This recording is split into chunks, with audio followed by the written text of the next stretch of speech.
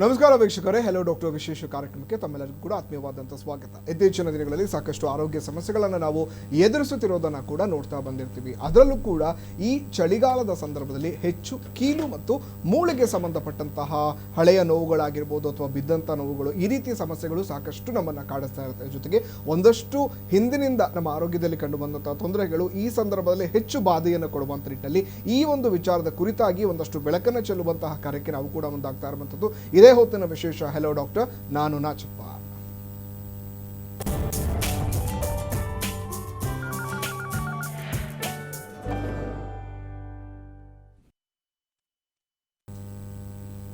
ಮೈಸೂರಿನ ಪ್ರತಿಷ್ಠಿತ ಆಸ್ಪತ್ರೆಗಳಲ್ಲಿ ಒಂದಾದಂಥ ಬಾನವಿ ಆಸ್ಪತ್ರೆ ಕೂಡ ಇವತ್ತು ಆರೋಗ್ಯ ಕ್ಷೇತ್ರದಲ್ಲಿ ಹೆಚ್ಚಿನ ಮಹತ್ವವನ್ನು ಕಾಯ್ದುಕೊಂಡು ಪ್ರತಿಯೊಂದು ಆರೋಗ್ಯ ಸಮಸ್ಯೆಗೂ ಕೂಡ ಸೂಕ್ತ ಪರಿಹಾರವನ್ನು ಕೊಡುವಂಥ ನಿಟ್ಟಿನಲ್ಲಿ ಕಾರ್ಯೋನ್ಮುಖವಾಗಿದೆ. ಹಾಗಿದ್ರೆ ಮೈಸೂರಿನಲ್ಲಿರುವಂಥ ಬಾನವಿ ಆಸ್ಪತ್ರೆಯಲ್ಲಿ ಯಾವೆಲ್ಲ ವಿಧವಾದಂಥ ಚಿಕಿತ್ಸಾ ವಿಧಾನಗಳು ಲಭ್ಯವಿದೆ, ಬಾನವಿ ಆಸ್ಪತ್ರೆಯ ವಿಶೇಷತೆ ಏನು, ಬನ್ನಿ ನೋಡ್ಕೊಬರೋಣ. ಅತ್ಯಾಧುನಿಕ ಸೌಲಭ್ಯಗಳೊಂದಿಗೆ ಸುಲಭವಾಗಿ ಕೈಗೆಟುಕುವ ಚಿಕಿತ್ಸೆಗಳು ನಿಮ್ಮ ಬಾನವಿ ಆಸ್ಪತ್ರೆಯಲ್ಲಿ. ಪ್ರಯೋಗಾಲಯ ಸೇವೆಗಳು, ಡಯಾಲಿಸಿಸ್ ಸೆಂಟರ್, ಅತ್ಯಾಧುನಿಕ ವೈದ್ಯಕೀಯ ಸಲಕರಣೆಗಳನ್ನು ಹೊಂದಿರುವ ಶಸ್ತ್ರಚಿಕಿತ್ಸಾ ಘಟಕ, ಇಎನ್ಟಿ ನ್ಯಾರೋ ಮೈಕ್ರೋ ಚಿಕಿತ್ಸೆ, ಕಿಡ್ನಿ ಸ್ಟೋನ್ಗೆ ಲೇಸರ್ ಚಿಕಿತ್ಸೆ, ಆರ್ಥೋಪೆಡಿಕ್ ಚಿಕಿತ್ಸೆ ಮತ್ತು ಚರ್ಮರೋಗ ವಿಭಾಗಕ್ಕೆ ಮೈಸೂರಿನಲ್ಲೇ ಮೊದಲ ಬಾರಿಗೆ ಅತ್ಯಾಧುನಿಕ ಲೇಸರ್ ತಂತ್ರಜ್ಞಾನ ಚಿಕಿತ್ಸೆ, ಮೆಡಿಕಲ್ ಸರ್ಜಿಕಲ್ ಸೌಲಭ್ಯದೊಂದಿಗೆ ಐಸಿಯು, ಎಂಡೋಸ್ಕೋಪಿ, ಡಯಾಲಿಸಿಸ್ ಸೇವೆಗಳು, ಗರ್ಭಿಣಿಯರ ಹೆರಿಗೆ, ಮಗುವಿನ ಉತ್ತಮ ಚಿಕಿತ್ಸೆ ಹಾಗೂ ಸರ್ಕಾರಿ ಯೋಜನೆ, ಪೊಲೀಸ್ ನೌಕರರಿಗೆ ಆರೋಗ್ಯ ಭಾಗ್ಯ ಯೋಜನೆ, ಸಿಎಫ್ಟಿಆರ್ಐ ಹಾಗೂ ಬಿಎಸ್ಎನ್ಎಲ್ ನೌಕರರ ಯೋಜನೆಗಳು, ಖಾಸಗಿ ಹೆಲ್ತ್ ಇನ್ಶೂರೆನ್ಸ್ಗಳ ಸೌಲಭ್ಯವಿದೆ. 24 ಗಂಟೆಗಳ ಔಷಧಾಲಯ, ಆಂಬ್ಯುಲೆನ್ಸ್ ಸೇವೆಗಳು, ನುರಿತ ತಜ್ಞರು, ಶುಶ್ರೂಷಕರು ಮತ್ತು ನಿರ್ವಹಣಾ ಸೇವೆಗಳನ್ನು ಒಳಗೊಂಡಿರುವ ಪ್ರಮುಖ ಆಸ್ಪತ್ರೆಗಳಲ್ಲಿ ಒಂದು ಬಾನವಿ ಆಸ್ಪತ್ರೆ. ನಮ್ಮಲ್ಲಿ ಹೆರಿಗೆಯಾದ ಮಕ್ಕಳ ಜನನ ಪ್ರಮಾಣ ಪತ್ರ ವಿತರಿಸಲಾಗುತ್ತೆ. ಸಂಪರ್ಕಿಸಿ ಬಾನವಿ ಆಸ್ಪತ್ರೆ, ಅನಿಕೇತನ ರೋಡ್, ಇಎನ್ಎಫ್ ಬ್ಲಾಕ್, ಕುವೆಂಪು ನಗರ, ಮೈಸೂರು. ದೂರವಾಣಿ ಸಂಖ್ಯೆ 0821 25454 ಮತ್ತು 8123 888842.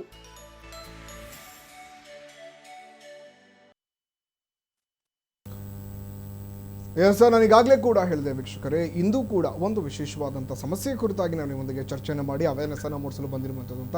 ಇಂದಿನ ಕಾರ್ಯಕ್ರಮದಲ್ಲಿ ನಾವು ಅವ್ಯಾಸ್ಕ್ಯುಲರ್ ನೆಕ್ರೋಸಿಸ್ ಆಫ್ ಹಿಪ್ ಜಾಯಿಂಟ್ ಅದರ ಬಗ್ಗೆ ಕೂಡ ಮಾತನಾಡ್ತಾ ಇರುವಂಥದ್ದು. ಹಾಗಿದ್ರೆ ಬಾನವಿ ಆಸ್ಪತ್ರೆಯ ಕೀಲು ಮತ್ತು ಮೂಳೆ ರೋಗದ ಶಸ್ತ್ರಜ್ಞರಾಗಿರುವಂಥ ಡಾಕ್ಟರ್ ಆಕಾಶ್ ಮಗಳೂರು ಅವರು ಕೂಡ ಜಾಯ್ನ್ ಆಗಿದ್ದಾರೆ. ಅವರನ್ನು ಕಾರ್ಯಕ್ರಮಕ್ಕೆ ಸ್ವಾಗತಿಸೋಣ. ಡಾಕ್ಟರ್ ನಮಸ್ತೆ, ಕಾರ್ಯಕ್ರಮಕ್ಕೆ ಸ್ವಾಗತ. ಎಸ್ ಡಾಕ್ಟರ್, ಮಾತನಾಡಬೇಕಾದ್ರೆ ನಾನು ಹೇಳಿದೆ ಆರಂಭದಲ್ಲಿ ಈ ಅವ್ಯಾಸ್ಕ್ಯುಲರ್ ನೆಕ್ರೋಸಿಸ್ ಆಫ್ ಹಿಪ್ ಜಾಯಿಂಟ್ ಅಂತ ಹೇಳಿದ್ವಿ. ಅದನ್ನು ಹೇಳಿದಾಗ ಸಾಕಷ್ಟು ಜನರಿಗೆ ಇದ್ರ ಬಗ್ಗೆ ಅವೇರ್ನೆಸ್ ಇರೋದಿಲ್ಲ, ಬಟ್ ಕೆಲವೊಬ್ಬರು ಈ ಸಮಸ್ಯೆಯಿಂದ ಬಳಲ್ತಾ ಇರೋರು ಗೊತ್ತಿರುತ್ತೆ. ಸೊ ಏನಿದು ಅವ್ಯಾಸ್ಕ್ಯುಲರ್ ನೆಕ್ರೋಸಿಸ್ ಆಫ್ ಹಿಪ್ ಜಾಯಿಂಟ್ ಅಂದ್ರೆ ಏನು? ಎಕ್ಸಾಕ್ಟ್ ಆಗಿ ಕನ್ನಡದಲ್ಲಿ ತರ್ಜುಮೆ ಮಾಡೋಕ್ಕೆ ಕಷ್ಟ ಅಂದರೆ ಆ ವರ್ಡನ್ನು. But ಅವ್ಯಾಸ್ಕ್ಯುಲರ್ necrosis 2 ವರ್ಡ್ಗಳಿದೆ. ಅಂದರೆ ನೆಕ್ರೋಸಿಸ್ ಅಂತ ಹೇಳಿದರೆ ಡೆತ್ ಅಂತ ಹೇಳ್ತೀವಿ, ಅಂದರೆ ಸೆಲ್ಗಳ ಡೆತ್ ಅಥವಾ ಸೆಲ್ಗಳ ಸಾವು ನೆಕ್ರೋಸಿಸ್ ಅಂತ ಹೇಳ್ತೀವಿ. ವ್ಯಾಸ್ಕ್ಯುಲರ್ ಅನ್ನೋದು ಕೂಡ 2 ವರ್ಡ್ಗಳಿದೆ. ಅಂದರೆ ಒಂದು ವ್ಯಾಸ್ಕ್ಯುಲರ್ ಅಂದರೆ ರಕ್ತ ಸಂಚಲನೆಗೆ ಸಂಬಂಧಪಟ್ಟಿದ್ದು, ಅಂತ ಹೇಳಿದರೆ ರಕ್ತ ಸಂಚಲನೆ ಕಮ್ಮಿ ಆಗುವಂತಹ ಚೇಂಜಸ್ ಏನಿರುತ್ತೆ ಅವುಗಳನ್ನ, ಅಂದರೆ ಸೆಲ್ ಡೆತ್ ಏನಿರುತ್ತೆ ಅದಕ್ಕೆ ನಾವು ವ್ಯಾಸ್ಕ್ಯುಲರ್ ನೆಕ್ರೋಸಿಸ್ ಅಂತ ಹೇಳ್ತೀವಿ. ಎಷ್ಟೊಂದು ಕಡೆ ಆಗ್ಬೋದು, ಮಂಡಿ ಒಳಗಡೆ ಆಗ್ಬೋದು, ಇದ್ರೊಳಗಡೆ ಆಗ್ಬೋದು, ಬಟ್ ಕಾಮನ್ ಆಗಿ ಹಿಪ್ ಜಾಯಿಂಟ್ ಒಳಗಡೆ ತುಂಬ ಕಾಮನ್ ಆಗಿರುತ್ತೆ vascular necrosis of femoral head ಅಂತ. ಅಂದರೆ ರಕ್ತ ಸಂಚಲನೆ ಕಮ್ಮಿ ಆಗಿಬಿಟ್ಟು ಫಿಮೋರಲ್ ಹೆಡ್ಡಲ್ಲಿ ಆಗುವಂತಹ ಬದಲಾವಣೆಗಳನ್ನು ವ್ಯಾಸ್ಕ್ಯುಲರ್ ನೆಕ್ರೋಸಿಸ್ ಅಂತ ಕರಿತೀವಿ. Okay, nice. ಎಷ್ಟೋ ಜನ ಅಂತ ಹೇಳ್ತಾ ಇರ್ತಾರೆ ನೆಕ್ರೋಸಿಸ್ ಅಥವಾ ನೀವು ಹೇಳೋ ರೀತಿಯಲ್ಲಿ ಈ ಬ್ಲಡ್ ಟಿಶ್ಯೂಸ್ ಏನಿರುತ್ತೆ ಅದು ಸತ್ತಂತ ಸಂದರ್ಭದಲ್ಲಿ ಈ ಪ್ರಾಬ್ಲಮ್ಗೆ ಕನ್ವರ್ಟೆಡ್ ಇಂಟು ಆಗುತ್ತೆ ಅಥವಾ ಟಿಶ್ಯೂ. ಅಂದರೆ ಟಿಶ್ಯೂ ಅಂತ ಹೇಳಿದ್ರೆ ಅಂದರೆ ಫಿಮೋರಲ್ ಹೆಡ್ ಒಳಗಡೆ. ಅಂದರೆ ಈಗ ಫಾರ್ ಎಕ್ಸಾಂಪಲ್ ನಾವು ಫೀಮರ್ ಬೋನ್ ಅಂತ ತಗೊಂಡ್ರೆ, ಈಗ ನಾರ್ಮಲಿ ಈ ಥರ ಇರುತ್ತೆ ಫೀಮರ್ ಬೋನು. ಸೊ ಇದನ್ನ ಹೆಡ್ ಪಾರ್ಟ್ ಅಂತ ಹೇಳ್ತೀವಿ. ಅಂದರೆ ಹಿಪ್ ಜಾಯಿಂಟ್ ಒಳಗಡೆ ಏನು ಫಾರ್ಮ್ ಮಾಡುತ್ತೆ, ಈ ಭಾಗಕ್ಕೆ ರಕ್ತ ಸಂಚಲನೆ ಕಮ್ಮಿ ಆದಾಗ, ಅದು ಲೋಕಲ್ ಕಾರಣಗಳಿಂದ ಇರ್ಬೋದು ಅಥವಾ ಬಾಡಿಯ ಕೆಲವೊಂದು ಕಾರಣಗಳಿಂದ ಇರ್ಬೋದು, ಆ ಥರ ಆದಾಗ ಮುಂದೆ ಏನೇನು ಚೇಂಜಸ್ ಆಗುತ್ತೋ ಅದಕ್ಕೆ ನಾವು ಅದು ಇಡೀ ಸ್ಪೆಕ್ಟ್ರಮನ್ನು ವ್ಯಾಸ್ಕ್ಯುಲರ್ ನೆಕ್ರೋಸಿಸ್ ಅಂತ ಹೇಳ್ತೀವಿ. Okay, very nice.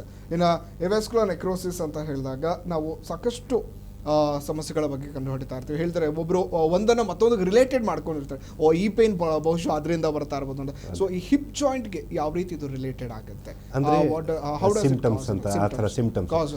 ಈಗ ನಾರ್ಮಲಿ ಏನಾಗುತ್ತೆ, ನಾವು ಒಂದು ಸ್ವಲ್ಪ ಎಕ್ಸಸೈಸ್ ಮಾಡಾದ್ಮೇಲಿಂದ ನೋವು ಬರ್ತಾ ಇದೆ, ಅಥವಾ ಮುಂಭಾಗದಲ್ಲಿ ನೋವು ಬರ್ತಾ ಇದೆ, ಅಂದರೆ ಕೆಳಗಡೆ ಕೂತ್ಕೊಂಡು ಹೇಳ್ಬೇಕಾದ್ರೆ ನೋವು ಅನಿಸುತ್ತೆ, ಅಥವಾ ಚಕ್ಕಂಬಕ್ಕಳ ಹಾಕೊಂಡು ಕುತ್ಕೋಬೇಕಾದ್ರೆ ತುಂಬ ನೋವಾಗ್ತಿದೆ, ಸ್ಟೆಪ್ಸ್ ಹತ್ತಿ ಇಳಿಬೇಕಾದ್ರೆ ಕಷ್ಟ ಆಗ್ತಿದೆ, ಆ ಥರ ಇರಬೇಕಾದ್ರೆ ನಾರ್ಮಲಿ ಮೈಲ್ಡ್ ನಾಯಿಂಗ್ ಪೇನ್ ಥರ ಶುರು ಆಗುತ್ತೆ. ಅಂದರೆ ಎಲ್ಲರೂ ಏನ್ಕೋತೀವಿ ಸಣ್ಣ ಪುಟ್ಟದ ನೋವು ಇರುತ್ತೆ, ಒಂದು ಸ್ವಲ್ಪ ದಿವಸ ಟ್ಯಾಬ್ಲೆಟ್ಸ್ ತೊಗೊಂಡ್ರೆ ಕಮ್ಮಿ ಆಗುತ್ತೆ ಅಂತ ತೊಗೋತೀವಿ. ಕೆಲವೊಂದು ಸತಿ ಒಂದು ಸ್ವಲ್ಪ ಮಟ್ಟಿಗೆ ಕಮ್ಮಿನೂ ಆಗಿರುತ್ತೆ.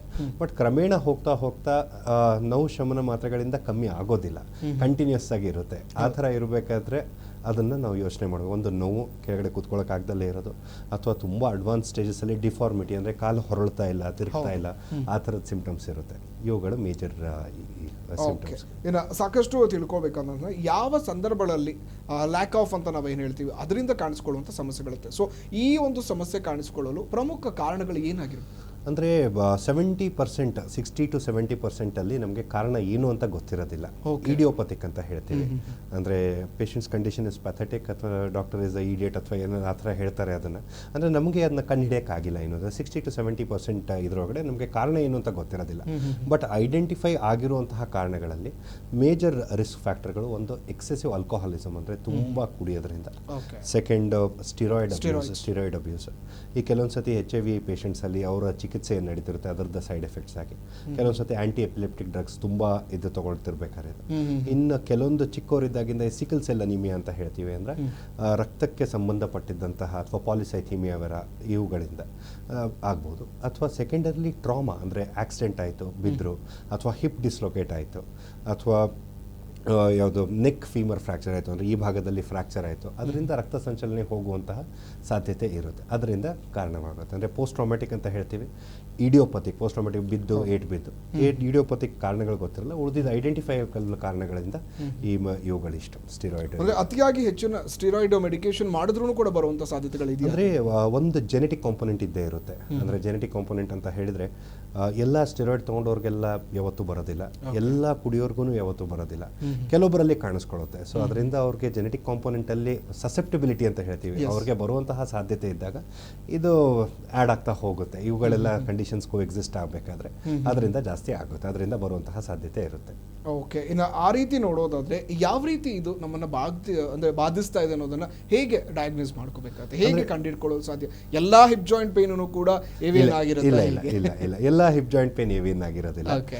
ಪೇಷಂಟ್ದ ಹಿಸ್ಟ್ರಿ ತಗೋತೀವಿ ಕ್ಲಿನಿಕಲ್. ಇದು ಈಗ ಕೆಲವೊಂದು ಈಗ ನಾವೇನನ್ನ ಅಂದರೆ ಕಾರಣಗಳನ್ನ ಏನನ್ನ ಇದು ಮಾಡಿದ್ವಿ, ಎನ್ಯೂಮರೇಟ್ ಮಾಡಿದ್ವಿ, ಅದೇ ತಕ್ಕಂತೆ ಪೇಷಂಟನ್ನ ಕೇಳ್ಕೊತೀವಿ ಬಂದ ತಕ್ಷಣ. ಅಂದರೆ ಎಲ್ಲರೂ ಬಿದ್ದಿದ್ರ, ಏನಾದ್ರು ಇದಾಗಿತ್ತ ರೀಸೆಂಟಾಗಿ, ಏನಾದ್ರು ಮೆಡಿಕೇಶನ್ಸ್ ತೊಗೋತಿದ್ದೀರಾ, ಲಾಂಗ್ ಮೆಡಿಕೇಶನ್ಸು, ಅಥವಾ ಎಲ್ಲರೂ ತುಂಬ ಹೈ ಪ್ರೆಷರ್ ಚೇಂಬರ್ಸ್ ಅಂತ ಹೇಳ್ತೀವಿ, ತುಂಬ ಕೋಲ್ ಮೈನ್ಸು ಇದರೊಳಗಡೆ ಎಲ್ಲ ಕೆಲಸ ಆ ಥರದ್ದು ಏನಾದ್ರು ಮಾಡ್ತಿದ್ರು, ಚಿಕ್ಕವರಿದ್ದಾಗಿಂದ ಏನಾದ್ರು ತೊಂದರೆಗಳಿತ್ತ, ರಿಪೀಟೆಡ್ ಬ್ಲಡ್ ಟ್ರಾನ್ಸ್ಫ್ಯೂಷನ್ಸ್ ಇತ್ತ, ಈ ಥರದ್ದು ಅಂದರೆ ಸಿಕಲ್ ಸೆಲ್ ಅನಿಮಿಯಾ ಆ ಥರ ಇದ್ದಾಗ ಪದೇ ಪದೇ ಬ್ಲಡ್ ಟ್ರಾನ್ಸ್ಫ್ಯೂಷನ್ ಆ ಥರ ಕೊಡೋದಿರುತ್ತೆ. ಆ ಥರದ್ದೆಲ್ಲ ಹಿಸ್ಟ್ರಿ ಒಳಗಡೆ ಒಂದಿಷ್ಟು ರೂಲ್ ಔಟ್ ಆಗುತ್ತೆ. ಅಷ್ಟಾದ್ಮೇಲಿಂದ ಕ್ಲಿನಿಕಲಿ ಎಕ್ಸಾಮಿನೇಷನ್ ಮಾಡ್ತೀವಿ ಪೇಷಂಟನ್ನು. ಅಂದರೆ ಕ್ಲಿನಿಕಲಿ ನೋಡಿದಾಗ ಎಲ್ಲಿ ನೋವಿದೆ ಎಕ್ಸಾಕ್ಟಾಗಿ, ಕೆಲವೊಂದು ಸತಿ ಸೊಂಟದ ನೋವು ಕೂಡ ಅಂದರೆ back pain, low back pain ಇರುತ್ತೆ, ಅದರಿಂದನೂ ಕೂಡ ಕೆಲವೊಂದು ಸತಿ ಹಿಪ್ ಜಾಯಿಂಟ್ಗೆ ಪೇನ್ ಬರುವಂತಹ ಸಾಧ್ಯತೆ ಇರುತ್ತೆ. ಅಥವಾ ಕೆಲವೊಂದು ಸತಿ ತುಂಬ ಓಡಾಡ್ಬಿಟ್ಟು ಸಡನ್ನಾಗಿ ಸ್ಟೆಪ್ಸ್ ಹತ್ತಿ ಇಳಿದಾಗಲೂ ಕೂಡ ನೋವಿರುತ್ತೆ, ಸೈನೋವೈಟಿಸ್ ಈ ಥರದ್ದಿರುತ್ತೆ.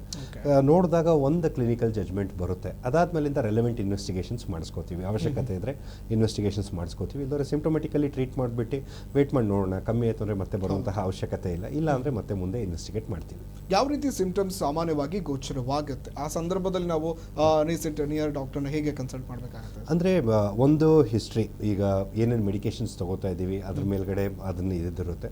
ಅವೇರ್ನೆಸ್ ಅಂದರೆ ಕಾಮನ್ ಆಗಿ ಏನು ಹೇಳೋದು ಅಂತ ಹೇಳಿದ್ರೆ, ice don't see what your mind doesn't know ಅಂತ ಹೇಳ್ತಾರೆ. ಅಂದರೆ ನಮಗೆ ಗೊತ್ತಿಲ್ಲದಲ್ಲೇ ಇರೋದನ್ನ ನಮ್ಮ ಕಣ್ಮುಂದಿತ್ತು ಅಂದ್ರೂ ನಾವು ಅದನ್ನ ರೆಕಗ್ನೈಸ್ ಮಾಡೋಕ್ಕಾಗಲ್ಲ. ಸೊ ಅದರಿಂದ ಅದ್ರ ಬಗ್ಗೆ ನಾಲೆಜ್ ಇರೋದು ಮುಖ್ಯ, ಅದ್ರ ಬಗ್ಗೆ ಜ್ಞಾನ ಇರೋದು ಮುಖ್ಯ.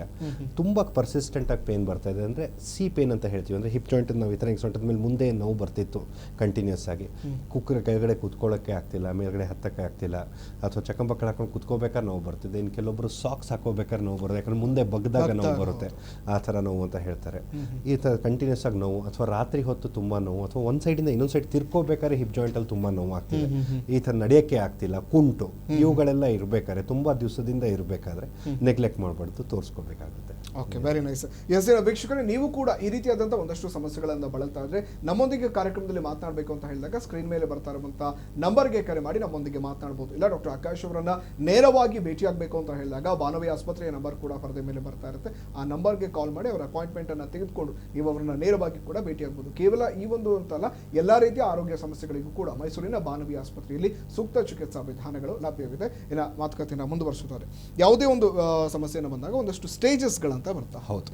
ಸೊ ಇದರಲ್ಲೂ AVN ಕೂಡ ಸ್ಟೇಜಸ್ಗಳು ಇದೆಯಾ? ಡಿಫ್ರೆಂಟ್ ಸ್ಟೇಜಸ್ ಇರುತ್ತೆ. ಅಂದರೆ ಸ್ಟೇಜ್ 1, 2, 3, 4 ಅಂತ ಹೇಳ್ತೀವಿ. ಎಲ್ಲದಕ್ಕಿಂತ ಹಳೆ ಕ್ಲಾಸಿಫಿಕೇಶನ್ ಫಿಕೆಟ್ ಅಂಡ್ ಅರ್ಲಿ ಅಂತ ಹೇಳ್ತೀವಿ. ಅದರೊಳಗಡೆ 2 ಮೇಜರ್ ಸ್ಟೇಜಸ್ ಅಂತ ನಾವು ಡಿಸ್ಟಿಂಗ್ವಿಷ್ ಮಾಡ್ಬೋದು. ಸ್ಟೇಜ್ 1 and 2 ಒಳಗಡೆ ಅರ್ಲಿ ಚೇಂಜಸ್. ಸ್ಟೇಜ್ 1 ಒಳಗೆ ಎಕ್ಸ್ರೇ ಒಳಗಡೆ ಏನೂ ಚೇಂಜಸ್ ಇರೋದಿಲ್ಲ. ಸೆಕೆಂಡ್ MRI ಅಲ್ಲಿ ಪಿಕಪ್ ಆಗುತ್ತೆ. ಥರ್ಡು ಕೂಡ MRI ಅಲ್ಲಿ ಪಿಕಪ್ ಆಗುತ್ತೆ. ಎಕ್ಸ್ರೇ ಒಳಗಡೆ ಸಣ್ಣ ಪುಟ್ಟ ಚೇಂಜಸ್ ಇರುತ್ತೆ. ಫೋರ್ತ್ ಕಂಪ್ಲೀಟ್ಲಿ ಆರ್ಥ್ರೈಟಿಸ್ ಸ್ಟೇಜ್, ಅದು ಅಂದರೆ ಡಿಲೇಡ್ ಸ್ಟೇಜ್ ಪ್ರೆಸೆಂಟೇಷನ್ ಅಂತ ಹೇಳ್ತೀವಿ. ಅದರೊಳಗಡೆ ಪ್ರೀ ಕೊಲ್ಯಾಪ್ಸ್ ಮತ್ತು ಕೊಲ್ಯಾಪ್ಸ್ ಸ್ಟೇಜ್ ಅಂತ ಹೇಳ್ತೀವಿ. ಅಂದರೆ ಮೃದ್ವಸ್ಥಿ ಏನಿರುತ್ತೆ ಬಾಲ್ದು, ಅದು ಕುಸಿಯೋಕ್ಕಿಂತ ಮುಂಚೆ ಇರುವಂತಹ ಸ್ಟೇಜು ಪ್ರೀ ಕೊಲ್ಯಾಪ್ಸ್ ಸ್ಟೇಜ್. ಅದು ಅದರಲ್ಲಿ ಸಣ್ಣ ಪುಟ್ಟ ಇದು ಮಾಡಿಬಿಟ್ಟು ಹಿಪ್ ಜಾಯಿಂಟನ್ನು ನಾವು ಉಳಿಸ್ಕೊಳ್ಳೋವಂತಹ ಸಾಧನೆಗಳನ್ನ ಮಾಡ್ಬೋದು. 3 ಮತ್ತು 4 ಒಂದ್ಸತಿ ಕೊಲ್ಯಾಪ್ಸ್ ಆಗಾದ್ಮೇಲಿಂದ, ಅದು ಕೊಲ್ಯಾಪ್ಸ್ ಸ್ಟೇಜ್ ಬಂದಾದ್ಮೇಲಿಂದ ಇನ್ನೇನು ಇದು ಮಾಡೋಕ್ಕಾಗೋದಿಲ್ಲ. ಮೇನ್ ಕ್ಲಾಸಿಫಿಕೇಶನ್ ಇರೋದು ಮುಂದೆ ಟ್ರೀಟ್ಮೆಂಟ್ಗೆ ಹೆಲ್ಪ್ ಮಾಡಲಿ ಮತ್ತು ಎಲ್ಲ ಕಡೆ ಒಂದೇ ಒಂದು ಇದರ ಅಂದರೆ ಯೂನಿಫಾರ್ಮಿಟಿ ಇರಲಿ ಅಂತ ಅನ್ನೋದಕ್ಕೆ ಕ್ಲಾಸಿಫಿಕೇಶನ್ ಮಾಡಿರ್ತಾರೆ. ಇನ್ನು ಕಾಸಸ್ ಅಂತ ಬಂದಂಥ ಸಂದರ್ಭದಲ್ಲಿ ನೀವು ಹೇಳಿದ್ರೆ ಜಾಯಿಂಟ್ ಅಥವಾ ಬೋನ್ ಟ್ರಾಮಾ ಅನ್ನೋದು ಕೂಡ ಅದ್ರ ಬಗ್ಗೆ ತಿಳ್ಕೊಳ್ಳೋದಾದ್ರೆ ಏನು? ಅಂದರೆ ಏನಾಗುತ್ತೆ, ಹಿಪ್ ಜಾಯಿಂಟ್ ಡಿಸ್ಲೊಕೇಶನ್ಸ್ ಅಂತ ಹೇಳ್ತೀವಿ. ಈಗ ನಾರ್ಮಲಿ ಆಕ್ಸಿಡೆಂಟ್ಸ್ ಒಳಗಡೆ ಇದ್ದಾಗ ಅಥವಾ ಮೇಲಿಂದ ಎಲ್ಲರೂ ಬಿದ್ದಾಗ ಹಿಪ್ ಜಾಯಿಂಟ್ ಫ್ರ್ಯಾಕ್ಚರ್ಸ್ ಇರ್ಬೋದು, ಅಥವಾ ಈ ನೆಕ್ ಆಫ್ ಫೀಮರ್ ಫ್ರ್ಯಾಕ್ಚರ್ಸ್ ಇರ್ಬೋದು, ಅಥವಾ ಹಿಪ್ ಬಾಲ್ ಅಂದರೆ ಪಿಪ್ಕಿನ್ಸ್ ಫ್ರ್ಯಾಕ್ಚರ್ಸ್ ಅಂದರೆ ಹೆಡ್ ಫ್ರ್ಯಾಕ್ಚರ್ಸ್ ಇರ್ಬೋದು, ಅಥವಾ ಡಿಸ್ಲೊಕೇಶನ್ಸ್ ಅಂದರೆ ಕಪ್ಪಿಂದ ಬಾಲ್ ಹೊರಗಡೆ ಬಂದುಬಿಟ್ಟು ಡಿಸ್ಲೊಕೇಶನ್ಸ್ ಹೇಳ್ತೀವಿ ಅವುಗಳು, ಅಥವಾ ಕಾಂಪ್ಲೆಕ್ಸ್ ಅಸಿಟಾಬಿಲಾ ಟ್ರಾಮಾ ಅಂದರೆ ಈ ಕಪ್ ಏನಿರುತ್ತೆ ಬಾಲ್ದು ಹಿಪ್ ಜಾಯಿಂಟ್ದು, ಅದು ತುಂಬ ಜಜ್ಜಪ್ಪಜ. ಇವುಗಳೆಲ್ಲ ಕಾಮನ್ ರಿಸ್ಕ್ ಫ್ಯಾಕ್ಟರ್ಗಳು. ಎಲ್ಲರಿಗೂ ಆಗುತ್ತೆ ಅಂತಲ್ಲ, ಬಟ್ 30 to 40% ಪೀಪಲಲ್ಲಿ ಆ ಕಾಂಪ್ಲಿಕೇಶನ್ ಇರುತ್ತೆ. ಏನೇ ಸರ್ಜರಿ ಎಷ್ಟೇ ಬೇಗ ಮಾಡಿದ್ರೂ ಕೂಡ ಕೆಲವೊಂದು ಸತಿ ರಕ್ತ ಸಂಚಲನೆ ಕಮ್ಮಿ ಆಗುವಂತಹ ಸಾಧ್ಯತೆ ಇರುತ್ತೆ.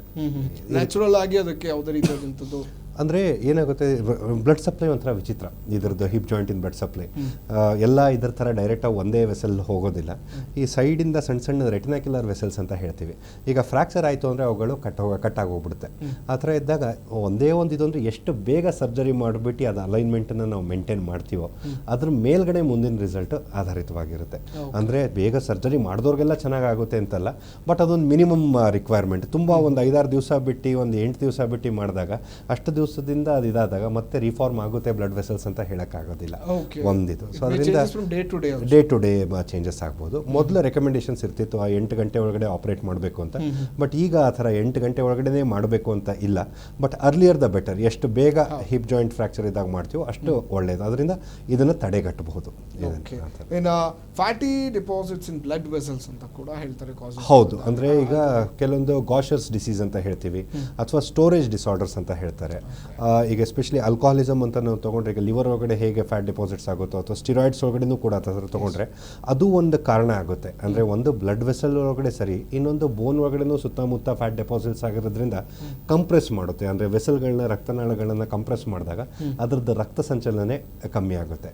ಅಂದರೆ ಕಾರಣಗಳು ಅಂತ ತೊಗೊಂಡಾಗ 2 ಥರ ತೊಗೋಬೋದು. ಬ್ಲಡ್ ವೆಸಲ್ಸ್ ಒಂದು ಪೈಪ್ ಹೋಗ್ತಾ ಇದೆ, ಪೈಪ್ ಒಳಗಡೆ ಬೇಕಾದ್ರೂ ಬ್ಲಾಕ್ ಆಗ್ಬೋದು, ಅಥವಾ ಹೊರಗಡೆಯಿಂದ ನಾವು ಪ್ರೆಷರ್ ಹಾಕಿಬಿಟ್ಟು ಅದನ್ನು ಬೇಕಾದ್ರೂ ಬ್ಲಾಕ್ ಮಾಡ್ಬೋದು.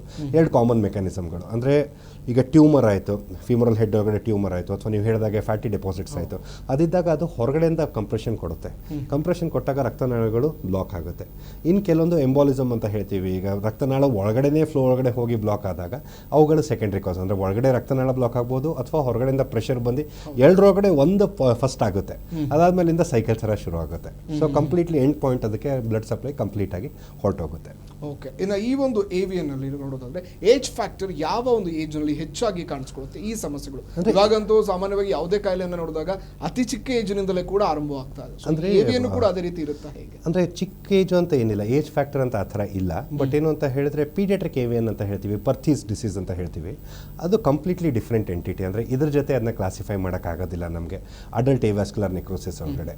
ಸೊ ಪರ್ಥೀಸ್ ಡಿಸೀಸ್ ಒಳಗಡೆ ಅದ್ರದ್ದು ಟ್ರೀಟ್ಮೆಂಟ್ ಇದೆ ಡಿಫ್ರೆಂಟ್ ಆಗಿರುತ್ತೆ. ಬಟ್ ಯೂಶಲಿ ಬರೀ ಎವಾಸ್ಕ್ಯುಲರ್ ನೆಕ್ರೋಸಿಸ್ ಅಂತ ತೊಗೊಂಡ್ರೆ ಸ್ಪೆಸಿಫಿಕ್ ಏಜ್ ಫ್ಯಾಕ್ಟರ್ ಅಂತ ಏನಿಲ್ಲ. 3 to 4 ಡಿಕೇಡ್ ಅಂತ ಹೇಳಿದರೆ ಮೋಸ್ಟ್ ಆಫ್ ದ ಪೇಷಂಟ್ಸ್ 30ರಿಂದ 40-50 ವರ್ಷದೊಳಗಡೆ ಪ್ರೆಸೆಂಟ್ ಮಾಡ್ತಾರೆ. ಬಟ್ ಅದಕ್ಕಿಂತ ಮುಂಚೆ ಆಗೋದಿಲ್ಲ, ಅದಾದ್ಮೇಲಿಂದ ಆಗಲ್ಲ ಅಂತ ಖಡಾಖಂಡಿತವಾಗಿ ಹೇಳೋಕ್ಕಾಗಲ್ಲ. ಇನ್ನು ಯಾವುದೇ ಒಂದು ಸಮಸ್ಯೆಯನ್ನು ಬಂದಾಗ ಇತ್ತೀಚೆಗೆ ಹೆರಿಡಿಟರಿ ಅನ್ನೋದು ಕೂಡ ಒಂದು ದೊಡ್ಡ ಕ್ವೆಶ್ಚನ್ ಮಾರ್ಕ್ ಆಗಿ ಕೂಡ ಉಳಿದುಕೊಳ್ಳುತ್ತೆ. ಈ ವಿಚಾರದಲ್ಲೂ ಬಂದಾಗಲೂ ಕೂಡ ಇದು ಹೆರಿಡಿಟರಿಯಿಂದಲೂ ಕೂಡ ಬರೋ ಸಾಧ್ಯತೆಗಳಿದೆಯಾ? ಹೆರಿಡಿಟರಿ ಅಂತಲೂ ಡೆಫಿನೆಟ್ಲಿ ಇದೆ. ಯಾಕೆಂತ ಹೇಳಿದ್ರೆ ಈಗ ನಾವೇ ನೋಡ್ತೀವಿ, ಎಲ್ಲ ಎಷ್ಟೊಂದು ಜನ ಕುಡಿತಿರ್ತಾರೆ, ಎಲ್ಲೋ ಒಬ್ರಿಗೋ ಇಬ್ರಿಗೋ ಆ ಥರ ಆಗುತ್ತೆ, ಅಥವಾ 1% ಒಳಗಡೆ ಆಗುತ್ತೆ. ಬಟ್ ಆದೋರಲ್ಲಿ ಮ್ಯಾಕ್ಸಿಮಮ್ ಜನ ಕುಡಿತಿರ್ತಾರೆ ಆ ಥರ. ಅಂದರೆ ಫಾರ್ ಎಕ್ಸಾಂಪಲ್ ಈಗ ತುಂಬ ಜನ ಸ್ಮೋಕ್ ಮಾಡ್ತಿರ್ತಾರೆ, ಎಲ್ಲರಿಗೂ ಲಂಗ್ ಕ್ಯಾನ್ಸರ್ ಬರೋಲ್ಲ, ಬಟ್ ಕ್ಯಾನ್ಸರ್ ಬಂದವರಲ್ಲಿ ಮ್ಯಾಕ್ಸಿಮಮ್ ಜನ ಸ್ಮೋಕರ್ಸ್ ಇರ್ತಾರೆ. ಆ ಥರ ಇದು correlation. Definitely hereditary component, genetic component ಇದೆ. ರಿಸರ್ಚಸ್ ಕೆಲವೊಂದು ಜೆನೆಟಿಕ್ ಅಲೀಲ್ಸ್ ಅಂತ ಹೇಳ್ತೀವಿ, ಅದಕ್ಕೆಲ್ಲ ಪಾಯಿಂಟ್ ಔಟ್ ಮಾಡುತ್ತೆ. ಬಟ್ ಇದೇ ಅದೇ ಅಂತ ಹೇಳೋಕ್ಕಾಗಲ್ಲ. ಯಾವ ಥರ ಪ್ರಿವೆಂಟ್ ಮಾಡ್ಬೋದು ಅಂತ ಅನ್ನೋ ತನಕ ಇನ್ನೂ ಬಂದಿಲ್ಲ. ಓಕೆ, ಇನ್ನು ಯಾವುದೇ ಒಂದು ಸಮಸ್ಯೆಗಳು ಬಂದಂಥ ಸಂದರ್ಭದಲ್ಲಿ ಅದನ್ನು ಸೂಕ್ತ ಸಂದರ್ಭದಲ್ಲಿ ಅಥವಾ ಸಮಯದಲ್ಲಿ ಟ್ರೀಟ್ ಮಾಡಲಿಲ್ಲ ಅಂತ ಹೇಳಿದಾಗ ಕಾಂಪ್ಲಿಕೇಶನ್ಸ್ ಹೆಚ್ಚಾಗ್ತಾ ಡೆಫಿನೆಟ್ಲಿ. ಸೊ ಇದನ್ನು ಕೂಡ ನಾವು ಇದೇ ರೀತಿಯಾಗಿ ಒಂದಷ್ಟು ಡಿಲೇ ಮಾಡಿದಂಥ ಸಂದರ್ಭದಲ್ಲಿ ಅಥವಾ ನೆಗ್ಲೆಕ್ಟ್ ಓಕೆ ಏನೋ ಅವಾಸ್ಯ ಆಗುತ್ತೆ ಅಂತ ನಾವೇ ಇದು ಮಾಡಿದಾಗ ಮುಂದಿನ ಕಾಂಪ್ಲಿಕೇಶನ್ಸ್ ಲೆವೆಲ್ ಹೇಗೆ ಇದಾಗ್ತದೆ? Major complication hip arthritis. ಅಂದರೆ ಕಂಪ್ಲೀಟ್ಲಿ ಸಂಧಿವಾತ ಆರ್ಥ್ರೈಟಿಸ್ ಆಗಿಬಿಟ್ಟು ಜಾಯಿಂಟ್ ಡಿಸ್ಟ್ರಾಯ್ ಆಗಿಬಿಟ್ಟು ನಡೆಯೋದು ಕಷ್ಟ ಆಗೋದು. ಸ್ಟಿಫ್ನೆಸ್ಸು, ಕೆಳಗಡೆ ಕೂತ್ಕೊಳ್ಳೋಕ್ಕಾಗಲ್ಲ, ಚಕ್ಕಂಬಕ್ಕೆ ಹಾಕೊಂಡು ಕೂತ್ಕೊಳ್ಳೋಕ್ಕಾಗಲ್ಲ, ಮೆಟ್ಲು ಹತ್ತಕ್ಕಾಗಲ್ಲ, ನಡಿಬೇಕಾದ್ರೂ ಕಾಲು ಹಿಂಗೆ ಇಟ್ಕೊಂಡು ಎತ್ಕೊಂಡು ನಡೀತಾರೆ. ಆ ಥರದ್ದು ಇದಾಗುತ್ತೆ pain. Last stages, end stages arthritis. ಅದು ನೆಗ್ಲೆಕ್ಟ್ ಆದರೆ next back pain, degenerative spine disease ಬರುವಂತಹ ಸಾಧ್ಯತೆ ಇರುತ್ತೆ. ಕುಂಟು, ಡಿಫಾರ್ಮಿಟಿ, ಇದನ್ನು ಸ್ಟಿಫ್ನೆಸ್. ಅದು ಅದು ಸ್ಟೇಜ್ ವೈಸಲ್ಲೂ ಕೂಡ ಅದನ್ನು ನಾವು ಪತ್ತೆ ಹಚ್ಚಿದಂಥ ಸಂದರ್ಭದಲ್ಲಿ ಆಗುತ್ತೆ ಅಥವಾ ಹೇಗೆ? ಅಂದರೆ ಏನಾಗುತ್ತೆ, ಈಗ ಟೋಟಲ್ 4 ಸ್ಟೇಜಸ್ ಅಂತ ಹೇಳ್ತೀವಿ. ಇನಿಷಿಯಲಿ ಒಂದು ಸ್ವಲ್ಪ ಸ್ಟಿಫ್ನೆಸ್ ಇರ್ಬೋದು, ನೋವು ಇರ್ಬೋದು. ಕೆಲವೊಂದು ಸತಿ ಬೇಗ ಕ್ಯೂರ್ ಆಯಿತು, ಟ್ರೀಟ್ ಆಯಿತು ಅಂತ ಹೇಳಿದ್ರೆ ಇಟ್ ವಿಲ್ ಬಿ ಟೆಂಪರರಿ, ಸರಿ ಆಗುತ್ತೆ. ಇಟ್ ವಿಲ್ ಬಿ ರಿವರ್ಸಿಬಲ್ ಕೆಲವೊಂದು ಇನಿಷಿಯಲ್ ಸ್ಟೇಜಸ್ಸಲ್ಲಿ. ಲೇಟರ್ ಸ್ಟೇಜಸ್ಗೆ ಹೋಗ್ತಾ ಹೋಗ್ತಾ completely it will be fix. ನೀವೇನೇ ಮೆಡಿಕೇಶನ್ಸ್ ಕೊಟ್ಟರು ಅದನ್ನು ಉಲ್ಟಾ ಮಾಡೋಕ್ಕಾಗೋದಿಲ್ಲ. It will completely reach the stage of no return. ಅಲ್ಲಿಂದ ಮತ್ತೆ ವಾಪಸ್ ಬರೋಕ್ಕಾಗೋದಿಲ್ಲ ಆ ಥರ. ಓಕೆ, ಇನ್ನು ಪ್ರಿವೆಂಟ್ ಬರೋದ ಒಂದಷ್ಟು ವಿಚಾರವನ್ನು ತಿಳ್ಕೊಳ್ಳೋದಾದ್ರೆ prevention is better than cure ಅಂತ ನಾವು ಎಲ್ಲದರಲ್ಲೂ ಕೂಡ ಕೇಳ್ತಾ ಇರ್ತೀವಿ. ಬಟ್ ಹಾಗೆ ಪ್ರಿವೆಂಟ್ ಅನ್ನು ಹೇಗೆ ಮಾಡ್ಕೊಳ್ಬೇಕಾಗುತ್ತೆ? ಆರಂಭದಲ್ಲೇ ಅದನ್ನು ಕಂಡುಕೊಳ್ಳುವಂಥ ಪರಿ ಹೇಗೆ? ಅಂದರೆ ಪ್ರಿವೆನ್ಷನ್ ಅಂತ ಹೇಳಿದ್ರೆ ರಿಸ್ಕ್ ಫ್ಯಾಕ್ಟರ್ಸ್ ಎಷ್ಟು ದಿವಸ ತನಕ ನಾವು ಎನ್ಯುಮರೇಟ್ ಮಾಡಿದ್ವಿ.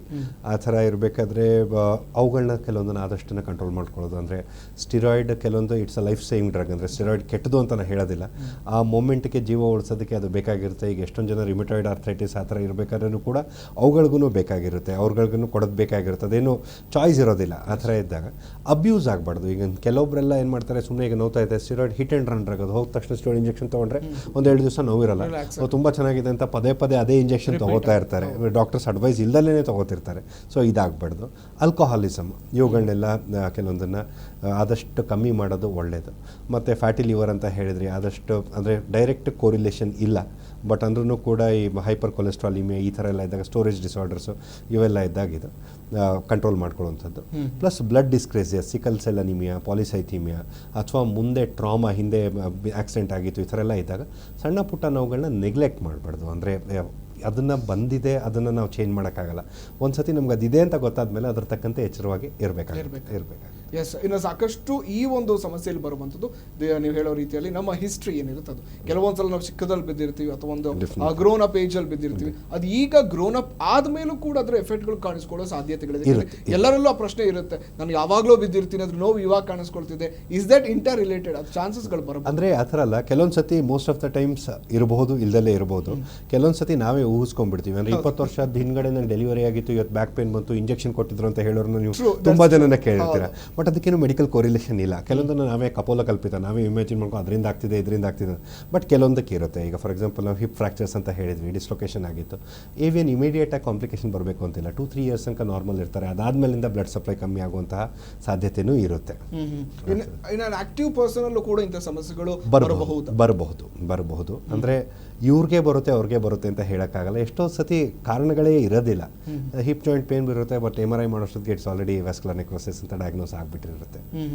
ಅಂಥ ಸಂದರ್ಭದಲ್ಲಿ ಯಾವ ರೀತಿಯಾದಂಥ ಚಿಕಿತ್ಸಾ ವಿಧಾನಗಳಿಗೆ ಹೋಗಬೇಕಾಗತ್ತೆ? ಅಂದರೆ ಇಮಿಡಿಯೇಟ್ ಆಗಿ ಕೆಲವೊಂದು ಸಲ ನಾವು ಹೇಳ್ತೀವಿ, ಒಂದಷ್ಟು ಅವಕಾಶವನ್ನು ತಡ ಮಾಡಿದಷ್ಟು ತೊಂದರೆ ಆಗೋದು ಸಾಧ್ಯಗಳು ಹೆಚ್ಚಾಗಿ. ಡೆಫಿನೆಟ್ಲಿ. ಅಂದರೆ ಯಾವುದೇ ಪ್ರಾಬ್ಲಮ್ ಡಯಾಗ್ನೋಸ್ ಆದ ತಕ್ಷಣ ಮೆಡಿಕಲ್ ಲೈನ್ ಆಫ್ ಟ್ರೀಟ್ಮೆಂಟ್ ಇರುತ್ತೆ, ಸರ್ಜಿಕಲ್ ಲೈನ್ ಆಫ್ ಟ್ರೀಟ್ಮೆಂಟ್ ಇರುತ್ತೆ.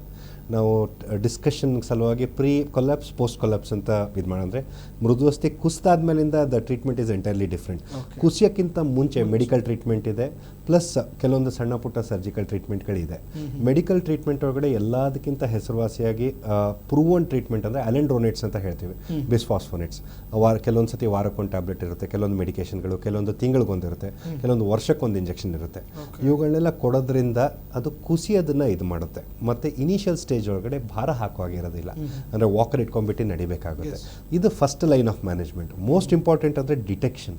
ಅಂದರೆ ಈಗ ಡೌಟ್ ಪಟ್ಬಿಟ್ಟು ಅದನ್ನು ನೆಗ್ಲೆಕ್ಟ್ ಆಗ್ದಲ್ಲೇ ಪ್ರೀ ಕೊಲ್ಯಾಪ್ಸ್ ಸ್ಟೇಜ್ ಒಳಗಡೆ ಡಿಸೀಸ್ನ ಹಿಡ್ಕೊಳ್ಳೋದಿದೆಯಲ್ಲ ಅದು ತುಂಬ ಮುಖ್ಯ.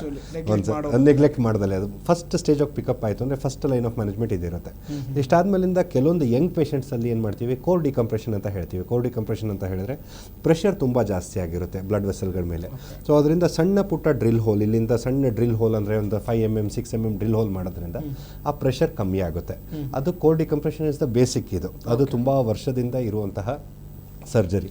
ಅದ್ರ ಜೊತೆಗೆ ಬೇಕು ಅಂತ ಹೇಳಿದರೆ ಕೆಲವೊಬ್ಬರು ಬೋನ್ ಮ್ಯಾರೋ ಸೆಲ್ಸ್ನ ಆ್ಯಡ್ ಮಾಡ್ತಾರೆ, ಸ್ಟೆಮ್ ಸೆಲ್ಸ್ನ ಆ್ಯಡ್ ಮಾಡ್ಬೋದು, ಪ್ಲೇಟ್ಲೆಟ್ ರಿಚ್ ಪ್ಲಾಸ್ಮಾ ಆ್ಯಡ್ ಮಾಡ್ಬೋದು.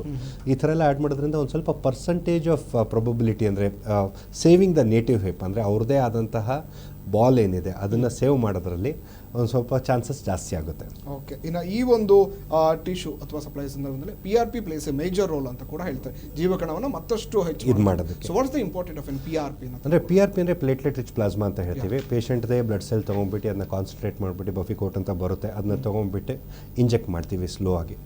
ಏನು ಅಂತ ಹೇಳಿದರೆ ಸ್ಟೆಮ್ ಸೆಲ್ಸ್ ಥರ ಅಂದರೆ ರೀಜನರೇಟಿವ್ ಪೊಟೆನ್ಷಿಯಲ್ ಅಂತ ಏನು ಹೇಳ್ತೀವಿ ಅದು ತುಂಬ ಜಾಸ್ತಿ ಇರುತ್ತೆ. ಸೊ ಅದು ಅಲ್ಲಿಗೆ ಹೋಗಿಬಿಟ್ಟು ಅದನ್ನು ಮತ್ತೆ ಹೊಸದಾಗಿ ಸೆಲ್ಗಳನ್ನ ರೀಜನರೇಟ್ ಮಾಡುತ್ತೆ ಅನ್ನುವಂತಹ ಒಂದು ಥಿಯರಿ ಇದರೊಳಗಡೆ. ಪ್ಲೇಟ್ಲೆಟ್ ರಿಚ್ ಪ್ಲಾಸ್ಮಾ ಇದೆ, ಬೋನ್ ಗ್ರಾಫ್ಟಿಂಗ್ ಇದೆ, ಬೇರೆ ಕಡೆಯಿಂದ ಬೋನ್ ಗ್ರಾಫ್ಟ್ ತೆಗೆದುಬಿಟ್ಟು ಹಾಕ್ತಾರೆ. ಕೆಲವೊಂದು ಕಡೆ ಕಾಲಿಂದ ವ್ಯಾಸ್ಕ್ಯುಲರೈಸ್ ಫಿಬ್ಯುಲಾ ಅಂತ ಹೇಳ್ತೀವಿ, ಸಣ್ಣ ಮೂಳೆ ಏನು ಬರುತ್ತೆ ಕಾಲಿಂದ ಅದನ್ನು ತೊಗೊಂಡ್ಬಿಟ್ಟು ಅದರೊಳಗಡೆ ಹಾಕುವಂಥ ಇದಿರುತ್ತೆ. ಬಟ್ ಕೋರ್ ಡಿಕಂಪ್ರೆಷನ್ ಎಲ್ಲದಕ್ಕೂ ಬೇಸಿಕ್ ಇದು. ಪ್ಲಸ್ ಆರ್ ಮೈನಸ್ ನೀವು ಯಾವ್ದಾದ್ರು ಸ್ಟೆಮ್ಸ್ ಎಲ್ಲರೂ ಕೊಟ್ಕೋಬೋದು, PRP ಅವರು ಕೊಟ್ಕೋಬೋದು, ಅಥವಾ ವ್ಯಾಸ್ಕ್ಯುಲರೈಸ್ ಫಿಬ್ಯುಲಾ ಬೇಕಾದ್ರೂ ಹಾಕ್ಬೋದು.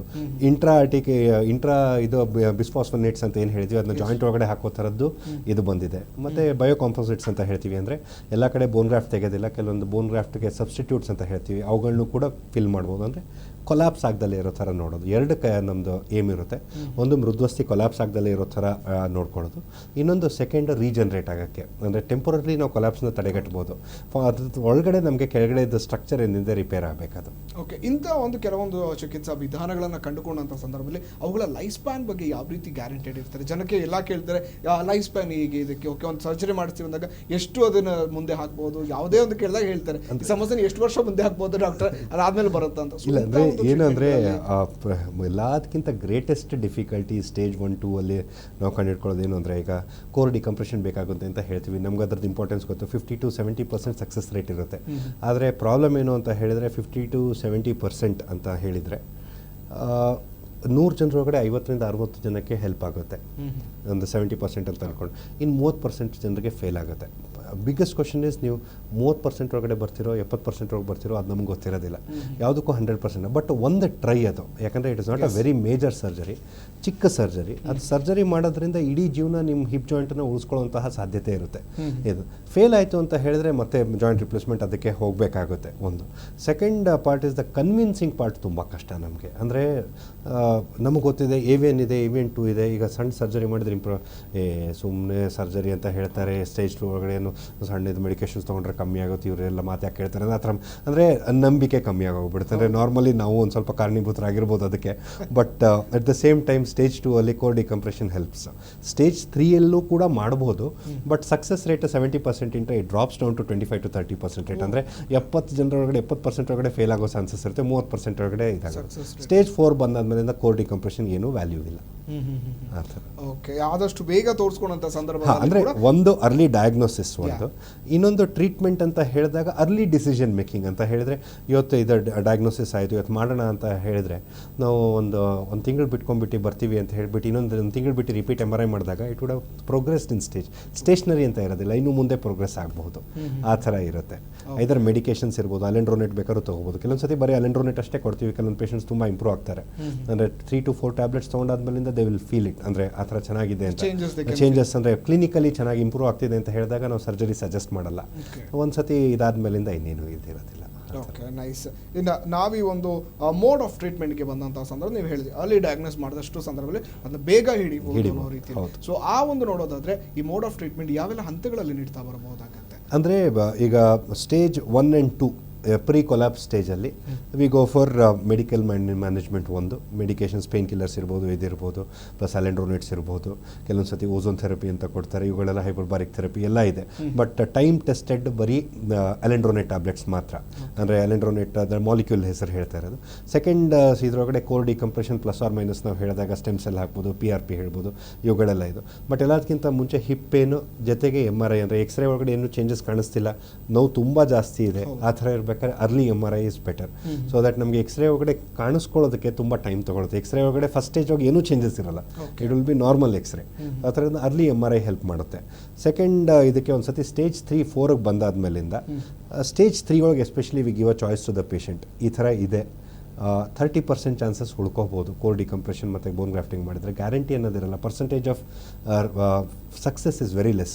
ಬಟ್ ಸ್ಟಿಲ್ ನಿಮಗೆ ನಿಮ್ಮ ನೇಟಿವ್ ಜಾಯಿಂಟ್ ಉಳಿಸ್ಕೊಳ್ಳೋಕೆ if you want to take one chance you can take it. ಆ ಥರ ಇರಬೇಕಾದ್ರೆ ಕೆಲವೊಂದು ಪೇಷಂಟ್ಸ್ ದೇ ಚೂಸ್ ಇರಲಿ, ನಾವು ಒಂದು ಟ್ರೈ ಮಾಡ್ತೀವಿ, ಇಲ್ಲ ಅಂತ ಹೇಳಿದ್ರೆ will go for joint replacement ಅಂತ. ಸ್ಟೇಜ್ 4 ಬಂದುಬಿಟ್ಟು ಆರ್ಥ್ರೈಟಿಸ್ ಬಂದು ಕಂಪ್ಲೀಟಾಗಿ ಕೊಲ್ಯಾಪ್ಸ್ ಆದಮೇಲಿಂದ there is no other treatment, total hip replacement. Okay ಆ ಥರ. ಓಕೆ, ಇನ್ನು ಜಾಯಿಂಟ್ ರಿಪ್ಲೇಸ್ಮೆಂಟ್ ಅಂತ ಬಂದಂಥ ಸಂದರ್ಭದಲ್ಲೂ ಕೂಡ ಎಲ್ಲರಿಗೂ ಹೇಳ್ತಾ ಇರುತ್ತೆ ACL ಟೇರ್ ಆಗಿರುತ್ತೆ, ಹಾಗೆ ಹೀಗೆ ಬಂದಾಗ no we don't want all this things ಅಂತ ಕಾಂಪ್ಲಿಕೇಶನ್ಸ್ ಬರ್ತಾ ಇರ್ತಾರೆ. ನೀವು ಹೇಳೋ ರೀತಿಯಲ್ಲೇ ಓಕೆ ಡಾಕ್ಟ್ರ್ ಏನೋ ಹೇಳ್ತಾರಪ್ಪ, ಎಲ್ಲನೂ ಕೂಡ ನಾವು ಅವ್ರ ಮಾತು ಕೇಳೋಕ್ಕಾಗೋದಿಲ್ಲ ಅನ್ನೋ ರೀತಿ ಸೆಲ್ಫ್ ಡಾಕ್ಟರ್ ಆಗ್ಬಿಡ್ತೀವಿ. ಇವಾಗಂತೂ ಗೂಗಲ್ ಬಂದ್ಬಿಟ್ಟಿದೆ, ನಾವೇ ಎಲ್ಲ ಈ ಬರೋಂಥ ವೀಡಿಯೋಸ್ ಎಲ್ಲ ನೋಡ್ಕೊಂಡು ಇದು 1-2 ವಾರ ನಾವೇನೇ ಯಾವ್ದಾದ್ರು ಒಂದು ಥೆರಪಿ ಮಾಡಿಸಿದ್ರೆ ಆಗುತ್ತೆ ಅನ್ನೋ ರೀತಿ. ಸೊ ಇದು ಫ್ಯೂಚರಲ್ಲಿ ಎಷ್ಟು ಅವರಿಗೆ ತೊಂದರೆ ಆಗ್ತಾ ಬರುವಂಥ ಚಾನ್ಸಸ್ಗಳು ಹೆಚ್ಚು? ಅಂದರೆ ಈಗ ಫಂಕ್ಷನಲ್ ಇದು ಕಂಪಲ್ಸರಿ ಅಲ್ಲ, ಸರ್ಜರಿ ಅಲ್ಲ, ಇದೇನು ಲೈಫ್ ಸೇವಿಂಗ್ ಸರ್ಜರಿ ಅಲ್ಲ, hip replacement. Quality of life ತುಂಬ ಹ್ಯಾಂಪರ್ ಆಗುತ್ತೆ. ಅಂದರೆ ಕೆಲವೊಂದು ಪೇಷಂಟ್ಸ್ಗಳು ನಿಂತ್ಕೊಂಡು ಟಾಯ್ಲೆಟ್ಗೆ ಹೋಗುವಂತಹ ಪೇಷಂಟ್ಸ್ಗಳನ್ನೂ ನೋಡಿದ್ದೀವಿ, ಮಲ್ಕೊಳ್ಳೋಕ್ಕೆ ಕಾಲು ಇನ್ನೊಬ್ರು ಯಾರು ಎತ್ತಿಡಬೇಕು ಆ ಥರ ಪೇಷಂಟ್ಸ್ಗಳನ್ನೂ ನೋಡಿದ್ದೀವಿ. ಎಲ್ಲ ಫುಲ್ ಸ್ನಾನ ಮಾಡೋದಕ್ಕೆ ಬಗ್ಗಕ್ಕಾಗೋದಿಲ್ಲ, ಶೂಸ್ ಹಾಕ್ಕೊಳ್ಳೋಕ್ಕಾಗಲ್ಲ, ಪ್ಯಾಂಟ್ ಹಾಕ್ಕೊಳ್ಳೋಕ್ಕಾಗಲ್ಲ, ಇನ್ನೊಬ್ರು ಆ ಥರನೇ ಇರುತ್ತೆ. ಫಂಕ್ಷನಲಿ ನಿಮ್ಮ ದಿನನಿತ್ಯದ ಜೀವನ ಶೈಲಿಗೆ ವಾಪಸ್ ಹೋಗಬೇಕು ಅಂತ ಹೇಳಿದ್ರೆ total hip replacement is a good surgery. It's a good surgery. Life span ಹೇಗೆ ಅಂದರೆ ಯಾವುದೇ ಲೈಫ್ ಸ್ಪ್ಯಾನ್ ಅಂತ ಹೇಳಿದ್ರೆ ಒಂದು 20 to 25 ಇಯರ್ಸ್ ಕೆಲಸ ಮಾಡುತ್ತೆ ಹಿಪ್ ಜಾಯಿಂಟ್, ಅಂದರೆ ಪ್ರಾಪರ್ಲಿ ಡನ್ ಹಿಪ್ ಜಾಯಿಂಟ್. ಅದರದ್ದು ಲೈಫ್ ಆ ಥರ ಇರುತ್ತೆ, ಒಂದು 20 to 25 ಇಯರ್ಸ್. ಅದಾದಮೇಲಿಂದ ಮುಂದೆ ಏನಾದ್ರು ತೊಂದರೆ ಆಯಿತು ಅಂತ ಹೇಳಿದರೆ ನಾವು ಅದನ್ನು ಚೇಂಜ್ ಮಾಡಿಬಿಟ್ಟು ರಿವಿಷನ್ ಹಿಪ್ ರಿಪ್ಲೇಸ್ಮೆಂಟ್ ಅಂತ ಹೇಳ್ತೀವಿ. So it's a life style modifying surgery. It's a good surgery. Okay, ಒಂದು ತಿಳ್ಕೊಬೇಕಾದಂಥ ಸಂದರ್ಭ ವಯಸ್ಸಿನ ಅಂತರದಲ್ಲಿ ನಾವು ಹೇಳ್ತೀವಿ ಅರ್ಲಿ ಯಂಗ್ಸ್ಟರ್ಸ್ ಎಲ್ಲ ಆದಂಥ ಸಂದರ್ಭದಲ್ಲಿ they have the power to bear ಅನ್ನೋ ರೀತಿ. ಈ ರೀತಿ ಹಿಪ್ ಸರ್ಜರಿ ಅನ್ನೋದು ಸ್ವಲ್ಪ ಏಜ್ ಆದಂಥ ಸಂದರ್ಭದಲ್ಲಿ ಹಿಪ್ ಜಾಯಿಂಟ್ ಪೇನ್ ಆಗಿರ್ಬೋದು, AVN ಎಲ್ಲ ಬರುವಂಥದ್ದು ಹೆಚ್ಚು. ಆ ವಯಸ್ಸಾದಂಥವರಿಗೆ ಆ ಒಂದು ಸಂದರ್ಭದಲ್ಲಿ ಅಬೌವ್ 40 ಆಗಿರ್ಬೋದು, ಅಬೌವ್ 50ಯಲ್ಲಿ ಇಸ್ ದಟ್ ಒಂದು ರೀತಿಯಾಗಿ ಹೇಳಿದ್ರೆ ಇಸ್ ದಟ್ ಸೇಫ್ ಅನ್ನೋ ಥರ ಪ್ರಶ್ನೆ ಕೇಳ್ತಾರೆ. ಈ ವಯಸ್ಸಲ್ಲಿ ಮಾಡಿಸ್ಕೋಬೋದಾ? Is that safe? ಡೆಫಿನೆಟ್ಲಿ ಏನಾಗುತ್ತೆ ಅಂತ ಹೇಳಿದ್ರೆ ultimately the end question, end point comes to them. ಅಂದರೆ am I okay? Shall I continue with the same life with functional disability, or should I get it operated and lead a normal life, near normal life? ಆ ಥರ ಇರಬೇಕಾದ್ರೆ ಪೇಷಂಟಿಂದ ಇದು first decision ಪೇಷಂಟಿಂದ ಮುಖ್ಯ. ಅದಾದಮೇಲಿಂದ ಇದೇನು ಡೈರೆಕ್ಟಾಗಿ ಕರ್ಕೊಂಡು ಹೋಗ್ಬಿಡೋದಿಲ್ಲ ಊಟಿಗೆ. ಅಂದರೆ ಇದನ್ನು ಎಲ್ಲ ಟೆಸ್ಟ್ ಮಾಡ್ತೀವಿ ಪೇಷಂಟನ್ನು. ಟೆಸ್ಟ್ ಮಾಡಿಬಿಟ್ಟು ಎಲ್ಲ ಮೆಡಿಕಲಿ ಫಿಟ್ ಆದಮೇಲಿಂದ ಏನು ಮಾಡ್ತೀವಿ, ಈಗಿನ ಕಾಲದಲ್ಲಿ 40 is not a very old age. ಅಂದರೆ ಈಗ 80 years 100 yearsವರೆಗೂ ಹಿಪ್ ಸರ್ಜರೀಸ್ ಮಾಡ್ತಾ ಇದ್ದೀವಿ. ಆ ಥರ ಇರ್ಬೇಕಾದ್ರೆ ಅವ್ರಿಗೆ ರಿಸ್ಕ್ ಇನ್ನೂ ಜಾಸ್ತಿ ಇರುತ್ತೆ. 40-45 years ಇವ್ರಿಗೆಲ್ಲ ಬಿದ್ದಾಗಿಲ್ಲ, ಏನೂ ಆಗಿಲ್ಲ. These are all normal people, normal patients, ಬೇರೆ ಏನೂ ತೊಂದರೆಗಳಿರೋದಿಲ್ಲ. ಬರೀ ಹಿಪ್ ಜಾಯಿಂಟ್ ಮಾತ್ರ ಬೇರೆ ಬ್ಲಡ್ ಟೆಸ್ಟ್ ಎಲ್ಲವೂ ಎಷ್ಟೋ ಜನರಲ್ಲಿ ನಾರ್ಮಲ್ ಆಗಿರುತ್ತೆ. ಸೊ ಆ ಥರ ಇದ್ದಾಗ it's not a very major surgery ಅಂತ ಹೇಳಲ್ಲ. ಆಪ್ರೇಷನ್ ಮಾಡಿದ ಈವ್ನಿಂಗಿಂದನೇ, ಯಂಗರ್ ಪೇಷಂಟ್ಸ್ ಇದ್ದಷ್ಟು ಆಪ್ರೇಷನ್ ಮಾಡಿದ ಈವ್ನಿಂಗಿಂದನೇ ನಡಿಬಹುದು ಆ ಥರ. ಓಕೆ, ಇನ್ನು ಬಂದಂಥ ಸಂದರ್ಭದಲ್ಲಿ ಏಜ್ ಲಿಮಿಟಲ್ಲೂ ಬಂದಾಗ ಹೇಳ್ತಾರೆ ಓಕೆ ಯಂಗ್ಸ್ಟರ್ಸಲ್ಲಿ ನೀವು ಹೇಳಿದ್ರೆ ಈವ್ನಿಂಗ್ ಆಗೋದು ಅಂತ. ಅದ್ರ ನೆಕ್ಸ್ಟ್ ಪೋಸ್ಟರ್ ನೋಡಿದ್ರೆ ಇವಾಗ ಹೇಳಿದ್ರಿ ಕೆಲವೊಂದಷ್ಟು ಜನಕ್ಕೆ ಒಂದಷ್ಟು ಟ್ಯಾಬ್ಲೆಟ್ಸ್ ಈ ಥರ ಡಯಾಗ್ನೋಸಿಸ್ ಅಲ್ಲೇ ಕ್ಲಿಯರ್ ಮಾಡ್ಬೋದು ಅಂತ. ಅದನ್ನು ಎಲ್ಲ ವರ್ಗಕ್ಕೂ ನಾವು ಅಪ್ಲೈ ಮಾಡೋಕ್ಕೆ ಅವಕಾಶ ಇದೆಯಾ? ಅಂದರೆ ಎಲ್ಲ ಸ್ಟೇಜಸಲ್ಲೂ ತೊಗೊಳ್ಳೋಂಥ? ಇಲ್ಲ, ಎಲ್ಲ ಸ್ಟೇಜಸಲ್ಲಿ ಏನು ಅಂದರೆ ಸಿಂಪ್ಟೊಮೆಟಿಕಲಿ ಟ್ರೀಟ್ ಆಗುತ್ತೆ. ಅಂದರೆ ಅಲೆಂಡ್ರೋನೇಟ್ ಸ್ಟೇಜ್ 1 ಒಳಗಡೆ ವರ್ಕ್ ಆಗೋಷ್ಟು ಸ್ಟೇಜ್ 3 ಒಳಗಡೆ 4 ಒಳಗಡೆ ವರ್ಕ್ ಆಗಲ್ಲ. ಬಟ್ ಕೊಲ್ಯಾಪ್ಸ್ನ ಪ್ರಿವೆಂಟ್ ಮಾಡುತ್ತೆ. ಅಂದರೆ ಆಗಿರೋದನ್ನ ಅದನ್ನೇನು ಮಾಡೋದಿಲ್ಲ, ಮುಂದೆ ಆಗುವಂಥದ್ದನ್ನು ಅದನ್ನು ರಿವರ್ಸ್ ಮಾಡೋದು, ಅದನ್ನ ಪ್ರಿವೆಂಟ್ ಮಾಡುತ್ತೆ. ಸೊ ಅದರಿಂದ ಒಂದು ಸ್ವಲ್ಪ ಮಟ್ಟಿಗೆ ಹೆಲ್ಪ್ ಆಗುತ್ತೆ. ಅಟ್ಲೀಸ್ಟ್ ಪೇನ್ ರಿಲೀಫ್ ಸಿಗುತ್ತೆ. Pain relief in this case ನಾವು ಕಂಪೇರ್ ಮಾಡೋದ್ರೆ this going to the surgery the will be the best part ಅಂತ ಅಂತೀರಾ? ಅಂದರೆ ಫಸ್ಟ್ ಆ್ಯಂಡ್ 2 ಸ್ಟೇಜಸ್ಗೆ ಬೇಕಾಗಿಲ್ಲ, ಅವಶ್ಯಕತೆ ಇಲ್ಲ. ಸರ್ಜರಿ ಟೋಟಲಿ ರಿಪ್ಲೇಸ್ಮೆಂಟ್ ಬೇಕಾಗಿಲ್ಲ. ನನಗೆ ಏನಾರು ಆಯಿತು ಅಂದ್ರೂ ಕೂಡ ನನ್ನ ಸೆಕೆಂಡ್ ಸ್ಟೇಜ್, ಥರ್ಡ್ ಸ್ಟೇಜ್ಗೂ ಕೂಡ ಇಲ್ಲಿ go for core decompression only for the 4th stage. Because native hip ಕೆಳಗಡೆ ಕೂತ್ಕೋಬೇಕು, ಚಕಂಬಕ್ಕ ಹಾಕೊಂಡು ಕೂತ್ಕೋಬೇಕು, ನಮ್ಮ ಏಷಿಯನ್ಸ್ ಒಳಗಡೆ ತುಂಬ ಇರುತ್ತೆ. ಆದಷ್ಟು ದಿನ ಕೂತ್ಕೊಳ್ಳಿಲ್ಲ ಅಂದ್ರೂ ಏನೋ ಸಮಯ ಸಂದರ್ಭ ಅಥವಾ ಕುತ್ಕೋಬೇಕು. ಟೋಟಲ್ ಹಿಪ್ ರಿಪ್ಲೇಸ್ಮೆಂಟ್ ಆದರೆ ಇವುಗಳೆಲ್ಲ ಕೆಲವೊಂದು ಕಾಂಟ್ರಾ ಇಂಡಿಕೇಟೆಡ್ ಇರುತ್ತೆ. ಈಗಿನ ಜಾಯಿಂಟ್ಸಲ್ಲಿ ಹೊಸದಾಗಿ ಜಾಯಿಂಟ್ಸ್ ಬಂದಿದೆ, ಹೊಸ ಟೆಕ್ನಿಕ್ಸ್ ಬಂದಿದೆ, ಕೆಳಗಡೆನೂ ಕುತ್ಕೋಬೋದು, ಚಕಂಬಕ್ಳು ಹಾಕೊಂಡು ಕುತ್ಕೋಬೋದು ಅಂತೆಲ್ಲ ಹೇಳ್ತಾರೆ. ಕುತ್ಕೊಳ್ಳಬಹುದು, ಆಗಲ್ಲ ಅಂತಲ್ಲ, ಬಟ್ ಅದರದ್ದು ಲೈಫ್ ಕಮ್ಮಿ ಆಗುತ್ತೆ ಸ್ವಲ್ಪ ಮಟ್ಟಿಗೆ. ಇದರಿಂದ ಎಷ್ಟು ಕಮ್ಮಿ ಇದು ಮಾಡ್ಕೋತೀವೋ ಅಷ್ಟು ಒಳ್ಳೆಯದು. ಸೊ ಅದರಿಂದ ಆದಷ್ಟು ನಮ್ಮ ನೇಟಿವ್ ಹಿಪ್ ಏನಿರುತ್ತೆ, ಭಗವಂತ ಕೊಟ್ಟಿರುವಂತಹ ಹಿಪ್ಪು, ಭಗವಂತ ಕೊಟ್ಟಿರುವಂತಹ ಬಾಲನ್ನು ಪ್ರಿಸರ್ವ್ ಮಾಡ್ಕೊಳ್ಳೋಷ್ಟು ನಾವು ಆದಷ್ಟು ಟ್ರೈ ಮಾಡಬೇಕು. ಇನ್ನೊಂದು ಕಾಮನ್ ಕ್ವಶನ್ ಏನಾಗುತ್ತೆ ಅಂತ, ಸರ್ 20 ವರ್ಷ ಇದ್ದೀವಿ, ಈಗ ನೀವು ಸರ್ಜರಿ ಅಂತ ಹೇಳ್ಬಿಟ್ರಿ, 25 ವರ್ಷ ಆದಮೇಲೆ ಮತ್ತೆ 45 ವರ್ಷಕ್ಕೆ ಇನ್ನೊಂದು ಸರ್ಜರಿ ಮಾಡಿಸ್ಕೋಬೇಕಂತಲೂ ಕೇಳ್ತಾರೆ ಪೇಷಂಟ್ಸ್. ವ್ಯಾಲಿಡ್ ಕ್ವಶನ್ ಅದು, ಆ ಥರ ಇದ್ಬೇಕಾರೆ. ಬಟ್ ಪ್ರಾಬ್ಲಮ್ ಏನಾಗುತ್ತೆ, ಈಗ ನಾನು ಒಂದು ದಿವಸ, ಈಗ ನಾನು ಇವತ್ತು ರಾತ್ರಿ ನಮ್ಮ ಮನೆಗೆ ಹೋಗ್ತೀನಿ ಅದು ಗ್ಯಾರಂಟಿ ಇಲ್ಲ. There is no guarantee in life. ಅಂದರೆ ಇವತ್ತಿನ ದಿವಸ ನಾನು ಸಫರ್ ಮಾಡ್ಕೊಂಡು ಮುಂದೆ 20 ವರ್ಷ ಆದಮೇಲಿಂದ ಇನ್ನೊಂದು ಸರ್ಜರಿ ಬೇಕಾಗುತ್ತೆ ಅಂತ ಅನ್ನೋ ವಿಷಯ ಇವತ್ತೊಂದು ದಿವಸ ನಾನು ಸಫರ್ ಮಾಡಬೇಕಾ ಅನ್ನೋದು ಪ್ರಶ್ನೆ ಆಗುತ್ತೆ. Normally 25 years is average. ಚೆನ್ನಾಗಿ ನೋಡಿಕೊಂಡ್ರೆ ಲೀನ್ ವೇಟ್ ಇದ್ದರೆ ಇನ್ನೂ ಜಾಸ್ತಿ ದಿವಸನೂ ಫಂಕ್ಷನ್ ಮಾಡುತ್ತೆ ಜಾಯಿಂಟ್ಗಳು. ಆ ಥರ ಇದಾಗುತ್ತೆ. ಸುಮ್ಮನೆ ಮುಂದೆ ಒಂದು ದಿವಸ ನಾನು ಇದಾಗಬೇಕು ಅಂತ ಅನ್ನೋದ್ರೊಳಗಡೆ ಇವತ್ತಿನ ದಿವಸ ಸಫರ್ ಮಾಡೋದ್ರೊಳಗಡೆ ಮೀನಿಂಗ್ ಇಲ್ಲ.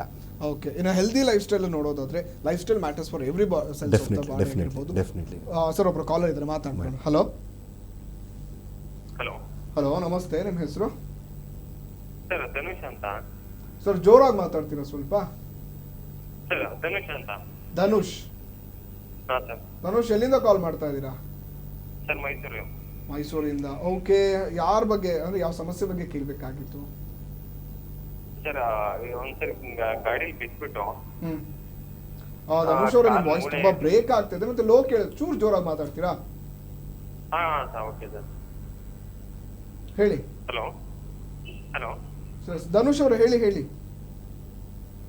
ಹಲೋ ಹಲೋ ಸರ್, ಗಾಡಿಯಿಂದ ಬಿದ್ಬಿಟ್ಟು ಓಕೆ, ಕಾಲು ಮೂಳೆ ಕಟ್ಟಾಗಿತ್ತು ಸರ್, ಮೊಣಕಾಲಿನ ಕೆಳಗಡೆ.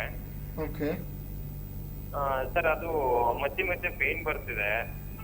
ಗಾಡಿಯಿಂದ ಬಿದ್ದು ಮೊಣಕಾಲಿನ ಮೇಲ್ಗಡೆ ಕಟ್ಟಾಗಿತ್ತು, ಮತ್ತೆ ಈಗ ಪೇನ್ ಬರ್ತಾ ಇದೆ. ಎಷ್ಟು ವರ್ಷ ಆಯಿತು ಧನುಷ್ ಅವರೇ? ಸರ್ 1 ಇಯರ್ ಆಗಿತ್ತು ಸರ್. ಒಂದು ಸರ್ಜರಿ ಆಗಿದೆಯಾ? ಪ್ಲಾಸ್ಟರ್ ಹಾಕಿನೇ ಟ್ರೀಟ್ ಮಾಡಿದ್ರಾ? ಹಾಂ ಸರ್, ಮಾಡಿದ್ದಾರೆ.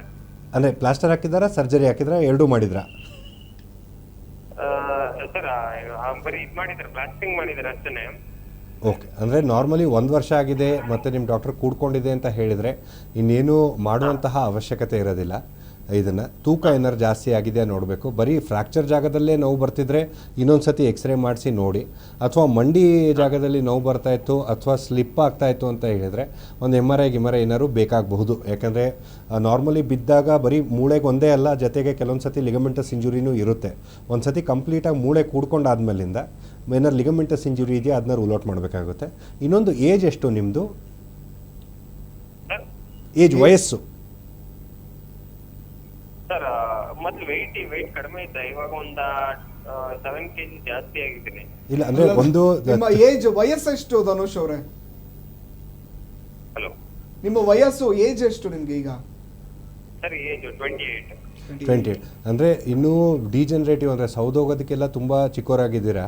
ವೇಟ್ ಜಾಸ್ತಿ ಆದಾಗಲೂ ಕೂಡ ಮಂಡಿ ಮೇಲೆ ಒಂದು ಸ್ವಲ್ಪ ಒತ್ತಡ ಬರ್ತಾ ಇರುತ್ತೆ.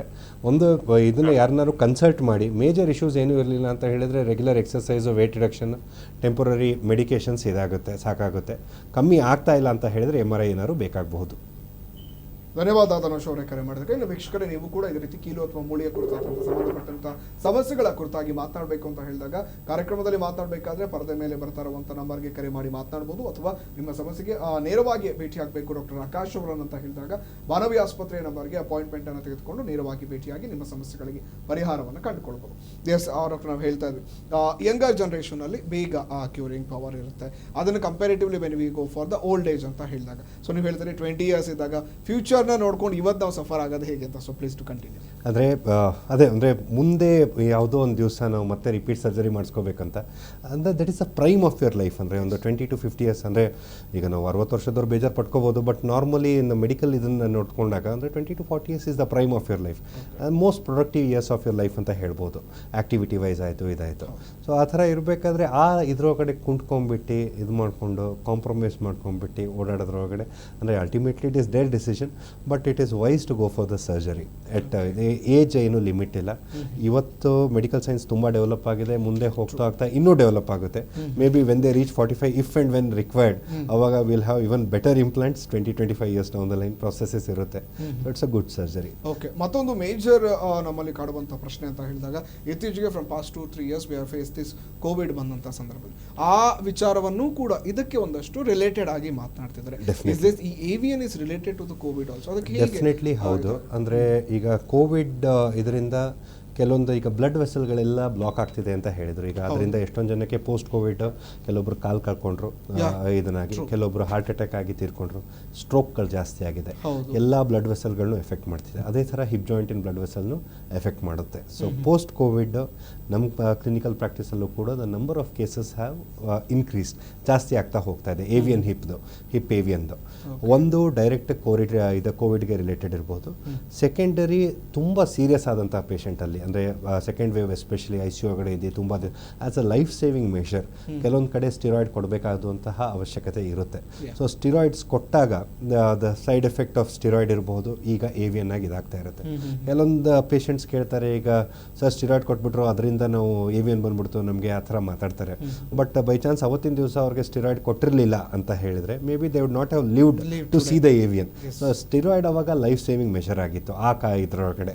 ಯಾಕಂದರೆ ಅದನ್ನು ಹೊಸದಾಗಿ ಡಿಸೀಸ್ ಆಗಿತ್ತು, ಬರ್ತಾ ಮುಂದೆ ಸ್ಟಿರಾಯ್ಡ್ ಅವಶ್ಯಕತೆನೇ ಇಲ್ಲ ಕೋವಿಡ್ಗೆ ಅಂತ ಕೆಲವೊಬ್ಬರು ಹೇಳ್ಬೋದು. But at that point of time ಯಾರಿಗೂ ಏನು ಡೇಟಾ ಇರಲಿಲ್ಲ, ಕೊಡಬೇಕಾಗಿತ್ತು. ಎಲ್ಲ ಕಂಟ್ರಿ ಒಳಗಡೆನೂ ಕೊಟ್ಟರು, ನಮ್ಮ ಇಂಡಿಯಾ ಒಳಗಡೆನೂ ಕೊಟ್ಟರು. It was definitely a life saving measure. Covid. Hello hello, ನಮಸ್ತೆ ಮೇಡಮ್, ನಿಮ್ಮ ಹೆಸರು? ಸರ್ ನಮ್ಮ ಅವರು ಇಲ್ಲಿ ಕೇಳ್ತಾ ಇಲ್ಲ ಇನ್ನು ಡಾಕ್ಟ್ರು. ಹಲೋ ಹಲೋ ಮೇಡಮ್, ನನ್ನ ವಾಯ್ಸ್ ಕೇಳಿಸ್ತಾ ಇದೆಯಾ? ಹಾ ಕೇಳ್ತಾ ಇದೆ. ಸ್ವಲ್ಪ ಮಾತಾಡ್ತಿದಾರಲ್ಲ? ಹೌದು ಸರ್. ಹೇಳಿ. ನಮಸ್ತೆ. ನನ್ನ ಹೆಸರು ಉಮಾ ಅಂತ. ಹೇಳಿಮ್ಮ. ಅದೇ ಸರ್, ನನಗೆ ಇವಾಗ ವಯಸ್ಸು 60 ವರ್ಷ. ಓಕೆ. 60 ವರ್ಷ ಸರ್. ಸುಮಾರು ದಿವಸದಿಂದನೂ ನನಗೆ ಈ ಮೂಳೆ ಸೌತದ್ದು ನೋವಿದೆ ಸರ್. ಹಲೋ. ಹೇಳಿ, ಕೇಳಿಸ್ಕೊತಾ ಇದ್ದೀನಿ. ಅದೇ ಸರ್, ಇದು ತುಂಬಾ ಈ ಕೀಲು ಮೂಳೆದು ಹೇಳ್ತಾ ಇದಾರಲ್ಲ ಅವ್ರು ಚೆನ್ನಾಗಿ ಡಾಕ್ಟ್ರು. ಸರ್ ಅವ್ರು ಮೈಸೂರವ್ರಾ? ಸರ್ ಈ ಮೈಸೂರಿನಲ್ಲಿ ತೋರಿಸ್ಬೇಕಾ ಸರ್? ನಾನು ಮೈಸೂರಮ್ಮ, ಮೈಸೂರು ಕುವೆಂಪು ನಗರ. ಕುವೆಂಪು ನಗರ ಅಂತ ಅದೆಲ್ಲ ಬರ್ತಾ ಇದೆ ಸರ್, ನೋಡ್ತಾ ಇದೀವಿ ಸರ್. ಅದು ನನ್ಗೆ ಈ 2 ಮಂಡಿನೂ ನೋವೇನೆ. ಆ ಮಂಡಿ ಕೆಳಗೆ ಮೊಣಕಾಲು ಸರ್, ಇದು ಹಂಗಂಗೆ ಕಳಕ್ ಅಂತ ಓಡಾಡ್ತಾ ಇದ್ರೆ ಮೂಳೆನೆ ಇದಾದಂಗಾತೆ ಸರ್. ಒಂದ್ಸರಿ ಅಲ್ಲೇ ಕುಸಿದು ಬಿದ್ದ್ಬಿಟ್ಟಿದ್ದೆ, ಆ ತರನೂ ಆಗುತ್ತೆ. ಕ್ಯಾಲ್ಸಿಯಂ ಮಾತ್ರೆಗಳು ತುಂಬಾ ತಗೊಂಡಿದೀನಿ ಸರ್, ಅವೆಲ್ಲ ಡಾಕ್ಟ್ರಿಗೆಲ್ಲ ತೋರಿಸ್ತಾ ಏನು ಸರಿ ಹೋಗ್ತಾ ಇಲ್ಲ ಸರ್. ಇವಾಗ ತುಂಬಾ ಆಮೇಲೆ ಎಲ್ಲಿ ಅವರೆಲ್ಲ ಕೋಲ್ ಇಟ್ಕೊಂಡಂಗ ಓಡಾಡಂಗಾದತ್ತು ಅಂತ ಭಯ ಆಗ್ತಿದೆ ನನಗೆ. ಆ ಥರ ಅಲ್ಲಮ್ಮ, ಅಂದರೆ ಅಷ್ಟರ ಮಟ್ಟಿಗೆ ಇದು ಮಾಡ್ಕೊಳ್ಳೋಂಥ ಅವಶ್ಯಕತೆ ಇಲ್ಲ. ಮಂಡಿ ಸೌದೋಗಿದೆ ಅಂತ ನಿಮ್ಮ ಡಾಕ್ಟ್ರುಗಳು ಹೇಳಿದರೆ ಅಂದರೆ ಯಾವ ಸ್ಟೇಜ್ ಒಳಗಡೆ ಇರುತ್ತೆ ಅಂತ ಅನ್ನೋದು ನೋಡಬೇಕಾಗುತ್ತೆ ಅಮ್ಮ. ಫಸ್ಟ್ 3 ಸ್ಟೇಜ್ ಒಳಗಡೆ ಇತ್ತು ಅಂತ ಹೇಳಿದ್ರೆ ಬರೀ ಎಕ್ಸಸೈಸಸ್ಸು, ಕೆಲವೊಂದು ಮೆಡಿಕೇಷನ್ಸು, ಕೆಲವೊಂದು ಇಂಜೆಕ್ಷನ್ಸಿಂದ ಕಮ್ಮಿ ಆಗುತ್ತೆ. ಪ್ಲೇಟ್ಲೆಟ್ ರಿಚ್ ಪ್ಲಾಸ್ಮಾ ಇರ್ಬೋದು, ಅಥವಾ ಸ್ಟೆಮ್ ಸೆಲ್ ಇರ್ಬೋದು, ಕೆಲವೊಂದು ಸತಿ ಸ್ಟಿರಾಯ್ಡ್ ಇಂಜೆಕ್ಷನ್ಸ್ ಇರ್ಬೋದು, ಅದರಿಂದ ಕಮ್ಮಿ ಆಗುತ್ತೆ. ಒಂದು ಸತಿ ಸ್ಟೇಜ್ 4ಗೆ ಬಂದುಬಿಟ್ಟು ಕಾಲು ಸೊಟ್ಟ ಆದಮೇಲಿಂದ 2 ಆಪ್ಷನ್ ಅಮ್ಮ. ಐದರ್ ಇದೇ ಥರ ಕಂಟಿನ್ಯೂ ಮಾಡ್ತಾ ಇರಬಹುದು ಅಥವಾ ಸರ್ಜರಿಗೆ ಅಂತ ಹೋಗಬಹುದು. ಅಂದರೆ ಎಕ್ಸ್ರೇ ಮಾಡಿಬಿಟ್ಟು ನಿಮ್ಮನ್ನು ಕ್ಲಿನಿಕಲಿ ನೋಡಿಬಿಟ್ಟು ಯಾವ ಸ್ಟೇಜಲ್ಲಿ ಇದ್ದೀರಾ ಅಂತ ಅನ್ನೋದ್ರ ಮೇಲ್ಗಡೆ ನಿಮ್ಮ ನೆಕ್ಸ್ಟ್ ಟ್ರೀಟ್ಮೆಂಟ್ ಡಿಪೆಂಡ್ ಆಗುತ್ತೆ ಅಮ್ಮ.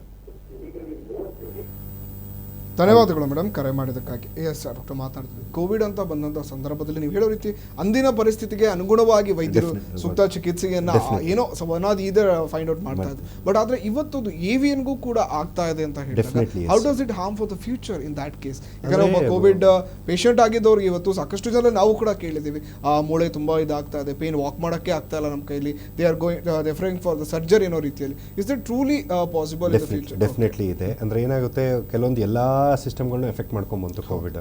ಕಾರ್ಡಿಯಾಲಜಿ ಕೇಸಸ್ ಜಾಸ್ತಿ ಆಯಿತು, ವ್ಯಾಸ್ಕ್ಯುಲರ್ ಕೇಸಸ್ ಜಾಸ್ತಿ ಆಯಿತು. ಅದೇ ಥರ ಈ ಇವುಗಳು ಹಾರ್ಟ್ ಅಟ್ಯಾಕ್ ಇದಾಯಿತು, ಸ್ಟ್ರೋಕ್ ಆಯಿತು, ಇವುಗಳು ಜಾಸ್ತಿ ಆಯಿತು ಎಷ್ಟೊಂದು ಜನಕ್ಕೆ. ಅಷ್ಟಾದಮೇಲಿಂದ ಈಗ ನಮ್ಮ ಮೂಳೆಯ ತೊಂದರೆಗಳು ಕಾಣ್ಕೋತಾ ಇದೆ. ಕೆಲವೊಬ್ಬರಿಗೆಲ್ಲ ಲಾಂಗ್ ಕೋವಿಡ್ ಅಂತ ಹೇಳ್ತೀವಿ. ಎಷ್ಟೊಂದು ಜನ ಓಲ್ಡ್ ಏಜ್ ಒಳಗಡೆ ಕೋವಿಡಿಂದ ಎಸ್ಪೆಷಲಿ ಸೆಕೆಂಡ್ ವೇವಿಂದ ರಿಕವರ್ ಆದಮೇಲೆ ತುಂಬ ಜನಕ್ಕೆ ಮೈಕೇನು ಏನು ಕಾರಣ ಇಲ್ಲ, ಎಲ್ಲ blood test everything is normal, but still ಮೊದಲಿನ ಎನರ್ಜಿ ಲೆವೆಲ್ಸ್ ನಾವು ಕಾಣ್ತಿಲ್ಲ ಅನ್ನುವಂತಹ ಮಾತನ್ನು ನಾವು ಕೇಳ್ಪಡ್ತೀವಿ.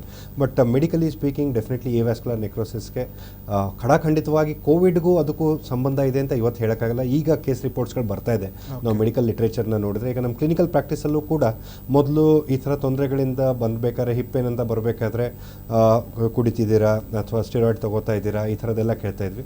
ಈ ಮಧ್ಯೆ ಅದ್ರ ಜೊತೆಗೆ ನಾವು ಕೋವಿಡನ್ನು ಸೇರಿಸ್ಕೋತಾ ಇದ್ವಿ. ಕೋವಿಡ್ ಬಂದಿತ್ತಾ, ಅಡ್ಮಿಟ್ ಆಗಿದ್ರಾ, ಎಷ್ಟು ದಿವಸ ಇದ್ರೆ, ಇವುಗಳನ್ನು ನಾವು ಕ್ವಶನ್ ಡೆಫಿನೆಟ್ಲಿ ಒಂದು ಇದಿದೆ. May be time will tell, ಅಂದರೆ ಡೈರೆಕ್ಟಾಗಿ ಕೋವಿಡಾ ಅಥವಾ ಕೋವಿಡ್ ಇನ್ ಟ್ರೀಟ್ಮೆಂಟಾ ಅಥವಾ ಕೋವಿಡಿಂದ ಇನ್ನೊಂದು ಏನಿದ್ರು ಆಗಿದೆ. ಬಟ್ ಸದ್ಯಕ್ಕಂತೂ recovered covid patients especially serious ಆಗಿ ಯಾರು ಇಲ್ಲ ಆಗಿದ್ರು ಅವ್ರುಗಳಲ್ಲಿ ಕೋವಿಡ್ ಜಾಸ್ತಿಯಾಗಿ ಎವಾಸ್ಕ್ಯುಲರ್ ನೆಕ್ರೋಸಿಸ್ ಜಾಸ್ತಿಯಾಗಿ ಕಂಡು ಬರ್ತಾ ಇದ್ರು. ಓಕೆ, ಅಂಥವರಲ್ಲಿ ಇತ್ತೀಚಿನ ದಿನಗಳಲ್ಲಿ ಕಂಡುಬಂದ ಸಂದರ್ಭದಲ್ಲಿ ಡೈರೆಕ್ಟ್ ನಾವು ಸರ್ಜರಿಗೆ ಹೋಗಬೇಕಾಗುತ್ತೆ. ಅದು ಫ್ಯೂಚರಲ್ಲಿ ಮತ್ತೇನಾದರೂ ಕೂಡ ಅವರಿಗೆ ಹೆಚ್ಚಿನ ಎಫೆಕ್ಟನ್ನು ಮಾಡೋ ಸಾಧ್ಯತೆ ಏನಾಗುತ್ತೆ. ಈಗ ಸರ್ಜರಿ ಅಂತ ಹೇಳಿದಾಗ ಈಗ ಸ್ಟಿರಾಯ್ಡ್ ಡಿಪೆಂಡೆಂಟ್ ಏವಿಯನ್ ಅಂತ ಹೇಳ್ತೀವಿ. ಈ ಸ್ಟಿರಾಯ್ಡಿಂದ ಆಗಿರುವಂತಹ ಏವಿಯನ್ನು ನಾವು ಮೆಡಿಕಲಿ ಟ್ರೀಟ್ ಮಾಡಬೇಕಾದ್ರೆ ಇಟ್ ಇಸ್ ವೆರಿ ಡಿಫಿಕಲ್ಟ್. ಅಂದರೆ ಪ್ರೋಗ್ರೆಷನ್ ತುಂಬ ಬೇಗ ಪ್ರೋಗ್ರೆಸ್ ಆಗುತ್ತೆ ಅಂತ ಹೇಳ್ತಾರೆ. ನಾವು ಕೋರ್ ಡಿಕಂಪ್ರೆಷನ್ ಮಾಡಿದ್ರು ಅಷ್ಟರ ಮಟ್ಟಿಗೆ ಎಫೆಕ್ಟ್ ಆಗೋದಿಲ್ಲ ಅಂತ. ಈ ಇಡಿಯೋಪತಿಕ್ ಏವಿಯನ್ನು, ಪೋಸ್ಟ್ ಟ್ರಾಮ್ಯಾಟಿಕ್ ಏವಿಯನ್ನು ಅವುಗಳೆಲ್ಲ ಇರಬೇಕಾದ್ರೆ ನಾವು ಬೇರೆ ಮೆಡಿಸಿನ್ಸಿಂದ ಕೊಟ್ಬಿಟ್ಟು ಇದಾದಾಗ ಉಳ್ಕೋತು ಅಂದರೆ ಉಳ್ಕೋತು. It is for life. Normally ಒಂದು 10-15 ಇಯರ್ಸ್ ನಿಮ್ಗೇನು ತೊಂದರೆ ಕೊಡಲ್ಲ. ಹಿಪ್ ಜಾಯಿಂಟ್ ನೀವೆಲ್ಲ ಮೊದಲೇನೇನು ಮಾಡ್ತಿದ್ರು ಅದನ್ನೆಲ್ಲ ಮಾಡ್ಬೋದು. ಬೈ ಚಾನ್ಸ್ ಮುಂದೆ ಪ್ರೋಗ್ರೆಸ್ ಆಯಿತು ಅಂದರೆ ಮಾತ್ರ ಇಂಟರ್ವ್ಯೂನ್ ಆಗ್ತೀವಿ. ಅಥವಾ ಇವತ್ತೊಂದು MRI ಮಾಡಿದ್ವಿ, ನೆಕ್ಸ್ಟ್ ಒಂದು 6 ವೀಕ್ಸ್ ಬಿಟ್ಬಿಟ್ಟು ಇನ್ನೊಂದು ಕಂಪೇರಿಟಿವ್ MRI ಮಾಡ್ತೀವಿ. ಸೊ 6 ವಾರಕ್ಕೆ ಮುಂಚೆ ಇದ್ದ MRI ಜೊತೆ ಕಂಪೇರ್ ಮಾಡ್ತಾರೆ. ಸೊ ಆ ಥರ ಮಾಡಿದಾಗ ಜಾಸ್ತಿ ಆಗ್ತಿದೆಯಾ, ಪ್ರೋಗ್ರೆಸ್ ಆಗ್ತಿದೆಯಾ, ಸೇಮ್ ಇದೆಯಾ, ಅದು ನಮ್ಗೆ ಗೊತ್ತಾಗುತ್ತೆ. ಓಕೆ, ಇನ್ನು ಸರ್ಜರಿ ವಿಚಾರ ಬಂದಂಥ ಸಂದರ್ಭದಲ್ಲಿ ಸರ್ಜರಿ ಆದ ನಂತರ ಪೋಸ್ಟ್ ಸರ್ಜರಿ ಲೈಫ್ ಸ್ಟೈಲ್ ಹೇಗಿರಬೇಕಾಗತ್ತೆ? ಅಂದರೆ ನಮ್ಮನ್ನ ಮತ್ತೆ ಬ್ಯಾಕ್ ಟು ನಾರ್ಮಲ್ ಲೈಫ್ಗೆ ಕರ್ಕೊಬರಕ್ಕೆ ಎಷ್ಟು ದಿವಸ ಬೇಕಾಗುತ್ತೆ? ಈಗ 2 ಥರ ಅಂದ್ಕೊಂಡ್ವಿ ನಾವು. ಈಗ ಸರ್ಜರಿ ಅಂದರೆ ಒಂದು ಕೋರ್ ಡಿಕಂಪ್ರೆಷನ್, ಒಂದು total hip replacement. Core decompression ಒಳಗಡೆ ಭಾರ ಹಾಕುವಾಗಿರೋದಿಲ್ಲ. ಈಗ ಬೈ ಚಾನ್ಸ್ 2 ಸೈಡ್ ಕೋವಿಡ್ ಆಗುತ್ತೆ, ಕೆಲವೊಬ್ಬರಿಗೆ ಒಂದು ಹಿಪ್ ಅಲ್ಲ 2 ಹಿಪ್ ಆಗಿರುತ್ತೆ. ಸೊ ಅವಾಗ ಕೆಲವೊಬ್ಬರಿಗೆ ಬೆಡ್ ರೆಸ್ಟ್ ಕೊಡಬೇಕಾಗುತ್ತೆ ಒಂದು 3 ವೀಕ್ಸ್ to 6 ವೀಕ್ಸ್. ಯಾಕಂದರೆ ನಾವು ಕೋರ್ ಡಿಕಂಪ್ರೆಷನ್ ಮಾಡಿರ್ತೀವಿ, ಕೆಳಗಡೆ ಫೌಂಡೇಶನ್ ತೆಗೆದಾಗೆ ಇದನ್ನ ಕೋರ್ ಮಾಡಿಬಿಟ್ಟು ಕೊರೆದ್ಬಿಟ್ಟು ತೆಗೆದುಬಿಟ್ಟಿದ್ದೀವಿ. ಭಾರ ಹಾಕಿದ ತಕ್ಷಣ ಕುಸಿಯೋ ಚಾನ್ಸಸ್ ಇನ್ನೂ ಜಾಸ್ತಿ ಇರುತ್ತೆ. ಸೊ ಅದು ಇಂಪ್ರೂವ್ ಆಗೋ ತನಕ ಅದ್ರ ಮೇಲ್ಗಡೆ ವೇಟ್ ಬೇರಿಂಗ್ ಡಿಲೇ ಮಾಡ್ತೀವಿ. ಕೆಳಗಡೆ ಕುತ್ಕೊಳ್ಳೋ ಹಾಗಿರಲ್ಲ, ಚಕ್ಕಂಪಕ್ಕಳ ಹಾಕೊಂಡು ಕುತ್ಕೊಳ್ಳೋ ಹಾಗಿರಲ್ಲ. ನಾವು ಸ್ಟೆಮ್ ಸೆಲ್ಸ್ ಅಥವಾ ಪ್ಲೇಟ್ಲೆಟ್ ರಿಚ್ ಪ್ಲಾಸ್ಮಾ ಹಾಕಿದ್ರೆ ಪೇನ್ ಕಿಲ್ಲರ್ಸ್ನ ಅವಾಯ್ಡ್ ಮಾಡಿ ಅಂತ ಹೇಳ್ತೀವಿ. ಯಾಕಂದರೆ ಅದು ರೀಜನರೇಟಿವ್ ಪೊಟೆನ್ಷಿಯಲ್ಸ್ ಅದರಿಂದ ಕಮ್ಮಿ ಆಗುತ್ತೆ ಪೊಟೆನ್ಷಿಯಲ್. ಈ ಥರದ್ದೆಲ್ಲ ಕೆಲವೊಂದಿರುತ್ತೆ. ಬಟ್ ಒಂದು ಸತಿ ಬೈ 3 ಮಂತ್ಸ್ 2 to 3 ಮಂತ್ಸ್ ಒಳಗಡೆ ಅದು ಕನ್ಸಾಲಿಡೇಟ್ ಆಗಿ ಜಾಸ್ತಿ ಕುಸಿಲಿಲ್ಲ ಅಂತ ಹೇಳಿದರೆ they can continue with their normal life style. ಇದು ಕೋರ್ ಡಿಕಂಪ್ರೆಷನ್ ಸರ್ಜರಿಗೆ ಆಯಿತು. ಇದನ್ನು by chance core decompression fail ಆಯಿತು ಅಥವಾ ಪೇಷಂಟ್ ಬಂದಾಗಲೇ ಕೂಡ it is in stage 4 arthritis, ಅಂದರೆ ಕಂಪ್ಲೀಟಾಗಿ ಟೋಟಲ್ ಹಿಪ್ ರಿಪ್ಲೇಸ್ಮೆಂಟೇ ಬೇಕಾಯಿತು ಅನ್ನುವಂಥ ಸ್ಟೇಜ್ ಇದ್ದಲ್ಲಿ ಟೋಟಲ್ ಹಿಪ್ ರಿಪ್ಲೇಸ್ಮೆಂಟ್ ಆಯಿತು ಅಂದರೆ life style almost always near normal ಅಂತ ಹೇಳಿದೆ. ಫುಲ್ ನಾರ್ಮಲ್ ಅಲ್ಲ, ನಿಯರ್ ನಾರ್ಮಲ್. ಅಂದರೆ ನೀವು ಓಡಾಡ್ಬೋದು, ನಡಿಬೋದು, ಸೈಕಲ್ ಓಡಿಸಿ, ಸ್ವಿಮ್ಮಿಂಗ್ ಮಾಡಿ, ಸೈಕ್ಲಿಂಗ್ ಮಾಡಿ, ಗಾಡಿ 2 ವೀಲರ್ ಓಡಿಸಿ, 4 ವೀಲರ್ ಓಡಿಸಿ, ಅದಾದ್ಮೇಲೆ ಸ್ಟೆಪ್ಸ್ ಹತ್ತಿ ಇಳಿರಿ, ಇದರೊಳಗಡೆ ಎಲ್ಲ ತೊಂದರೆ ಇಲ್ಲ. ಇಂಪ್ಯಾಕ್ಟ್ ಲೋಡಿಂಗ್ ಅಂತ ಹೇಳ್ತೀವಿ, ಜಂಪಿಂಗ್, ರನ್ನಿಂಗ್, ಸ್ಕಿಪ್ಪಿಂಗ್ ಇವುಗಳನ್ನೆಲ್ಲ ಅವಾಯ್ಡ್ ಮಾಡಬೇಕಾಗುತ್ತೆ. ಕುಕ್ಕರ್ಗಾಲ ಕೂತ್ಕೊಳ್ಳೋದು, ಚಕ್ಕಂಬಕ್ಕಳ ಹಾಕೊಂಡು ಕೂತ್ಕೊಳ್ಳೋದನ್ನು ಆದಷ್ಟು ಕಮ್ಮಿ ಮಾಡೋದು ಒಳ್ಳೆಯದು. ಇದನ್ನು ಈ ಥರ ಈ ರೀತಿ ನಾವು ಹಾಪಿಂಗ್ ಬಾಪಿಂಗ್ ಅಂತ ನಾವು ಹೇಳ್ತೀವಿ, ಅದನ್ನೆಲ್ಲ ಕಮ್ಮಿ ಮಾಡ್ಕೊಂಡು ಟೋಟಲಿ ರಿಪ್ಲೇಸ್ಮೆಂಟ್ ಆಯಿತು ಅಂತ ಹೇಳಿದ್ರೆ ಅವನ್ನೆಲ್ಲ ನಿಲ್ಲಿಸಬೇಕಾಗುತ್ತೆ. ಅದಕ್ಕೆ ಆದಷ್ಟು ನಾವು ನೇಟಿವ್ ಹಿಪ್ ಜಾಯಿಂಟನ್ನು ಉಳಿಸೋಕ್ಕೆ ಟ್ರೈ ಮಾಡಬೇಕು. ಅಂದರೆ ಸ್ಟೇಜ್ 2 ಒಳಗಡೆ ಪಿಕಪ್ ಆಯಿತು ಅಂದರೆ ನಮಗೆ ಬೈ ಚಾನ್ಸ್ 70% ಪೀಪಲ್ ಹೋಗಿ ಉಳಿತು ಅಂತಲೇ ಅಂದ್ಕೊಳ್ಳಿ. 30 ಜನ ಫೇಲ್ ಆದರೆ ಅದೇನು ಮಾಡೋಕ್ಕಾಗಲ್ಲ. ಬಟ್ 70% ಜನರು ಉಳಿತು ಅಂದರೆ ಮತ್ತೆ ಮುಂದಿನ ಜೀವನ ನಮಗೇನು ಅಡಚಣೆಗಳಿರೋದಿಲ್ಲ. ಮೊದಲು ಏನೇನು ಮಾಡ್ತಿದ್ವಿ ಎಲ್ಲ ಮಾಡ್ಬೋದು. ಓಕೆ, ಮತ್ತೊಂದು ಕ್ವಶನ್ ಏನು ಬರುತ್ತೆ ಅಂದರೆ ಈ ರೀತಿ ಮತ್ತೆ ಟೋಟಲ್ ರಿಪ್ಲೇಸ್ಮೆಂಟ್ ಆದಂಥ ಸಂದರ್ಭದಲ್ಲೂ ಕೂಡ ಮತ್ತೊಮ್ಮೆ ಏನಾದರೂ ಕೂಡ ನೀವು ಹೇಳೋದು ಕುಸಿಯೋ ಚಾನ್ಸಸ್ ಇಲ್ಲ. ಅಂದರೆ ನಾವು ಕಂಪ್ಲೀಟ್ಲಿ ಚೇಂಜೇ ಮಾಡಿಬಿಡ್ತೀವಲ್ವಾ. ಈ ಬಾಲನ್ನು ತೆಗೆದೇ ಬಿಡ್ತೀವಿ, ಬಾಲ್ ತೆಗೆದ್ಬಿಟ್ಟು ಆರ್ಟಿಫಿಷಿಯಲ್ ಹಿಪ್ ಜಾಯಿಂಟ್ ಆಗ್ತೀವಿ. ಸೊ ಕುಸಿಯೋದು ಗಿಸಿಯೋದು ಏನೂ ಇರೋದಿಲ್ಲ. ಆರ್ಟಿಫಿಷಿಯಲ್ ಜಾಯಿಂಟ್ ಅದು, ಅದಕ್ಕೆ ಒಂಥರ ಲೈಫ್ ಥರ ಇರುತ್ತೆ. ಸೊ ಅದನ್ನು ಆದಷ್ಟು ಪ್ರೀತಿಯಿಂದ ನೋಡ್ಕೊಂಡಷ್ಟು ಜಾಸ್ತಿ ದಿವಸ ವೆರಿ ನೈಸ್. ಇನ್ನು ಈ ಒಂದು ಯಾವುದೇ ವಿಚಾರ ಬಂದಂಥ ಸಂದರ್ಭದಲ್ಲಿ ಒಂದಷ್ಟು ಪ್ರಿಕಾಷನ್ಸ್ ಜೊತೆಗೆ ಹೇಳ್ತಾ ಇದ್ರು ನಾವು. ಇಂಪಾರ್ಟೆನ್ಸ್ ಆಫ್ ಅದಾದ ನಂತರದಲ್ಲಿ ನೀವು ಹೇಳಿದ್ರಿ PRP, ಕೆಲವೊಬ್ಬರು ಥೆರಪೀಸ್, ಕೆಲವೊಂದು ಎಕ್ಸಸೈಸಸ್ ಕೂಡ ಇಂಪಾರ್ಟೆಂಟ್ ಆಗುತ್ತೆ. ಸೊ ಆ ಪೋಸ್ಟ್ ಆದಮೇಲೆ ಈ ಡೇಸ್ ಎಷ್ಟು ಇಂಪಾರ್ಟೆಂಟ್ ಆಗ್ತಾ ಬರುತ್ತೆ ಸರ್ಜರಿಕಲ್ ಆದಮೇಲೆ? ಇಲ್ಲ, ಸರ್ಜರಿ ಆದಮೇಲೆ ಸರ್ಜರಿ ಇಸ್ ಒಂದು ಸಿಂಪಲ್ ಸರ್ಜರಿ ಅಂತ ಅಂದ್ಕೊಳ್ಳಿ, ಮುಗೀತು ಅಂತ ಅಂದಮೇಲಿಂದ ಪೇಷಂಟ್ ನಡೀತಿರ್ತಾರೆ, ಸ್ಟ್ರೆಂಥನಿಂಗ್ ಮಾಡಬೇಕು. ಯಾಕಂದರೆ ಯಾವುದೇ ಹಿಪ್ ಜಾಯಿಂಟ್ ಯಾವುದೇ ಜಾಯಿಂಟ್ ಆಯಿತು ಪೇನ್ ತುಂಬ ದಿವಸ ಇದ್ದು ಮಸಲ್ ವೇಸ್ಟಿಂಗ್ ಅಂತ ಹೇಳ್ತೀವಿ. ಮಸಲ್ ನೆಕ್ರೋಸಿಸ್ ಮಸಲ್ ಅದು ವೇಸ್ಟ್ ಆಗಿ ಯಾವುದೇ ಬಾಡಿ ದೇಹನ ನಾವು ಯಾವುದನ್ನು ಜಾಸ್ತಿ ಯೂಸ್ ಮಾಡಲ್ಲ, ಅದು ಡಿಜನರೇಟರ್. ನಾವು ಬುದ್ಧಿ ಯೂಸ್ ಮಾಡಲಿಲ್ಲ ಅಂದರೂ ಕಮ್ಮಿ ಆಗ್ತಾ ಬರುತ್ತೆ. ಏನು ಯೂಸ್ ಮಾಡಿ ಅಪೆಂಡಿಕ್ಸ್ ಅಂತೂ ಹೊರಟೆ ಹೋಯ್ತು, ಈಗೇನು ಕೆಲಸ ಇಲ್ಲ ಆ ಥರ. ಸೊ ಆ ಥರ ಇದ್ದಾಗ ಎಕ್ಸಸೈಸಸ್ ಬೇಕಾಗುತ್ತೆ, ರಿಹ್ಯಾಬ್ ಬೇಕಾಗುತ್ತೆ. ಇನಿಷಿಯಲಿ ವಾಕರ್ ಬೇಕಾಗುತ್ತೆ ಸ್ವಲ್ಪ ದಿವಸ, 1 ತಿಂಗಳ ತನಕ ಆನ್ ಆನ್ ಆವ್ರೇಜ್ ವಾಕರ್ ಬೇಕಾಗ್ಬೋದು. ಕೆಲವೊಬ್ಬರು 2ನೇ ವಾರದಿಂದನೇ ವಾಕರ್ ಬಿಟ್ಟು ನಡೆದಿರೋ ಪೇಷಂಟ್ಸ್ನು ನೋಡಿದ್ದೀವಿ. ಬಟ್ ವಾಕರ್ ಬಿಟ್ಟು ನಡೆಯೋದಲ್ಲ, ವಾಕರ್ ಬಿಟ್ಟು ಕುಂಟದಲ್ಲೇ ನಡೆಯೋದು ಮುಖ್ಯ ಆಗುತ್ತೆ. ನಮಗೆ ಕುಂಟಿಲ್ದಲೇ ನಡಿಬೇಕು. ಬೈ 4 to 6 ವೀಕ್ಸ್ ಕುಂಟಿಲ್ದಲೇ ನಡೀತಾರೆ ಇದನ್ನು. ಅಷ್ಟಾಯ್ತು ಮುಗಿತು. ಇನ್ನೇನು ಸ್ಟ್ರೆಂಥನಿಂಗ್ ಎಕ್ಸಸೈಸಸ್ ಮೇಲೆ ಇಂಪ್ಯಾಕ್ಟ್ ಲೋಡಿಂಗ್ ಎಲ್ಲ ಇದೆ. By the end of 1.5 months to 4-wheeler ಎಲ್ಲ ಓಡ್ಸೋಕ್ಕೆ ಶುರು ಮಾಡ್ಬೋದು. ಫೋರ್ಸ್ ಹಾಕಿ ನಾರ್ಮಲಿ ಅವರಿಗೆ 4-wheeler ಓಡೋ ಫೋರ್ಸ್ ಎಲ್ಲ ಹಾಕೋಕ್ಕಾಗಲ್ಲ. ರೆಗ್ಯುಲರ್ 4-wheeler ಒಳಗಡೆ ತುಂಬ ಇದೆ, ಅಷ್ಟರ ಮಟ್ಟಿಗೆ ಇದು ಮಾಡ್ಕೋಬೋದು. ಮಸಲ್ ಕೋಆರ್ಡಿನೇಷನ್ ಎಲ್ಲ ಬರೋದಕ್ಕೆ ಟೈಮ್ ತೊಗೊಳುತ್ತೆ. ನಾರ್ಮಲಿ ಬೈ 2 to 3 months ಎಲ್ಲ ಸುಸ್ತೋಗಿಸ್ತು ಎಲ್ಲ ಕಳೆದ್ಬಿಟ್ಟು 2 to 3 months total hip replacement ಆಗಿರುವಂತಹ ಪೇಷಂಟ್ ನಡ್ಕೊಂಬಂದ್ರೆ ಕರೆಕ್ಟಾಗಿ ಆದಲ್ಲಿ ಏನೂ ಡಿಫ್ರೆನ್ಸ್ ಗೊತ್ತಾಗಲ್ಲ. ಯಾವ ಕಾಲ ಆಪ್ರೇಟ್ ಆಗಿದೆ ಡಿಫ್ರೆನ್ಸಸ್ ನಾವು ಹೇಳ್ತಾ ಇದ್ವಿ ಹಿಂದೆನೂ ಕೂಡ ನಾನು ಇದನ್ನೇ ಕೇಳಿದೆ ನಿಮಗೆ. ಆ ಪೋಸ್ಟ್ ಟ್ರೀಟ್ಮೆಂಟ್ ಆದಾಗ ನೀವು ಹೇಳಿದ್ರಿ ಒಂದು ಸ್ವಲ್ಪ ಟೈಮ್ ತಗೊಳುತ್ತೆ, ಒಂದಷ್ಟು ಏರುಪೇರುಗಳಾಗುತ್ತೆ ವಾಕ್ ಅಥವಾ. ಹೌದು ಹೌದು, ಯಾಕಂದರೆ ಬಾಡಿ ಮೊದಲಿಂದ ಆ ಥರ ಕುಂತ್ಕೊಂಡು ನಡೆದ್ಬಿಟ್ಟು ಅಡ್ಜಸ್ಟ್ ಆಗಿಬಿಟ್ಟಿರುತ್ತೆ. ಗೇಟ್ ಟ್ರೈನಿಂಗ್ ಅಂತ ಹೇಳ್ತೀವಿ. ಕರೆಕ್ಟಾಗಿ ನಡೆದಕ್ಕೆ ನಾವು ರೀಟ್ರೈನ್ ಮಾಡಬೇಕು ಅದನ್ನು. ಆ ಥರ ಅದನ್ನು ಒಂದು ಸ್ವಲ್ಪ ಹೆಲ್ಪ್ ತೊಗೊಳುತ್ತೆ. ಫಿಸಿಯೋಥೆರಪಿ ಬೇಕಾಗುತ್ತೆ, ರಿಹ್ಯಾಬ್ ಬೇಕಾಗುತ್ತೆ. ಸೊ ಅಷ್ಟು ಬಂದಾದ್ಮೇಲಿಂದ ಮತ್ತೆ ವಾಪಸ್ ನಾರ್ಮಲ್ಸಿಗೆ ನಿಯರ್ ನಾರ್ಮಲ್ಸಿಗೆ ಬರ್ತಾರೆ. Very nice. ಒಬ್ಬರು ಕಾಲರ್ ಇರ್ತಾರೆ ಸರ್, ಮಾತನಾಡೋಣ. ಹಲೋ ಹಲೋ ಹಲೋ, ನಮಸ್ತೆ ಮೇಡಮ್, ನಿಮ್ಮ ಹೆಸರು? ಭಾಗ್ಯ ಅಂತ ಸರ್. ಮೇಡಮ್ ಎಲ್ಲಿಂದ ಕಾಲ್ ಮಾಡ್ತೀವಿ? ಟಿವಿನಲ್ಲಿ ಡಾಕ್ಟರ್ ಮಾತಾಡ್ತಾ ಇದ್ರಲ್ವಾ ಮೇಡಮ್? ನೀವು ಟಿವಿ ವಾಲ್ಯೂಮ್ನ ಮ್ಯೂಟ್ ಮಾಡಿ ಮಾತಾಡ್ಬೇಕು ಮೇಡಮ್, ಎಕೋ ಬರುತ್ತಿಲ್ಲ ಅಂದ್ರೆ. ನನ್ಗೆ ಸರ್ ಫಸ್ಟ್ ಸ್ಟೇಜ್ ಮೂಳೆ ಮೇಲೆ ನರ ಕೂತ್ಕೊಂಡು ಒಂದ್ಸರಿ ಆಗಿತ್ತು ಸರ್. ಓಕೆ. ಪುನಃ 3 ವರ್ಷ ಬಿಟ್ಟು ಅದು ಕಾಲು ಬೆಂಡ್ ಆಗ್ಬಿಡ್ತು. ಓಕೆ. ಪುನಃ ಈಗ ಪುನಃ ಆಗ್ತು ಸರ್. ಅಂದ್ರೆ ನೀವು ಟೋಟಲ್ ನೀ ರಿಪ್ಲೇಸ್ಮೆಂಟ್ ಮಾಡಿಸಿದ್ರಾ? 3 ಫೈನಲ್ ಇದಾಗಿತ್ತು ಸರ್. ಫೈನಲ್ ಸ್ಟೇಜ್ ಬಂದು ಒಂದು ಆಲ್ರೆಡಿ ಅವ್ರು ಆಪ್ರೇಟ್ ಮಾಡಿ ಮತ್ತೆ 3 years ಆದ್ಮೇಲೆ ಮತ್ತೆ ಪೇನ್ ಎಕ್ಸೆಸ್ ಕಾಣಿಸ್ಕೊಳ್ತಾ ಇದೆ, ಮತ್ತೆ ಮಾಡಿಸ್ಬೇಕಾ ಅನ್ನೋ ಥರ ಕೇಳಿ. ಅಲ್ಲಮ್ಮ, ಅಂದರೆ ಇದನ್ನ ಟೋಟಲ್ ನೀ ರಿಪ್ಲೇಸ್ಮೆಂಟ್ ಆಗಿ 3 ವರ್ಷ ಆಗಿದೆಯಮ್ಮ ಈಗ? ಇಲ್ಲ ಸರ್, ಅದು 3 ವರ್ಷ ಆಗಿ ಪುನಃ ಇವಾಗ ಆಗ್ತು ಸರ್. ಈಗ 3 ತಿಂಗಳಾಯ್ತು. 2ನೇ ಸರ್ಜರಿ ಆಗ? ಇವಾಗ ಪುನಃ ಆಯ್ತು ಸರ್. ಈಗ ಅಕ್ಟೋಬರ್ ಅಲ್ಲಿ ಆಯ್ತು. ಇಲ್ಲಮ್ಮ, ನನಗೆ ನಿಮ್ಮ ಪ್ರಶ್ನೆ ಅರ್ಥ ಆಗ್ತಿಲ್ಲ. ಅಂದ್ರೆ ಫಸ್ಟ್ ಒಂದು ಮಂಡಿ ಮರು ಇದಾಗ್ತಾ ಇದೆ ಸರ್. ನಮ್ಗೆ ಬ್ಲಡ್ ಆಡ್ತಾ ಇಲ್ಲ ಬೆಂಡು ಇನ್ನ. ಓಕೆ.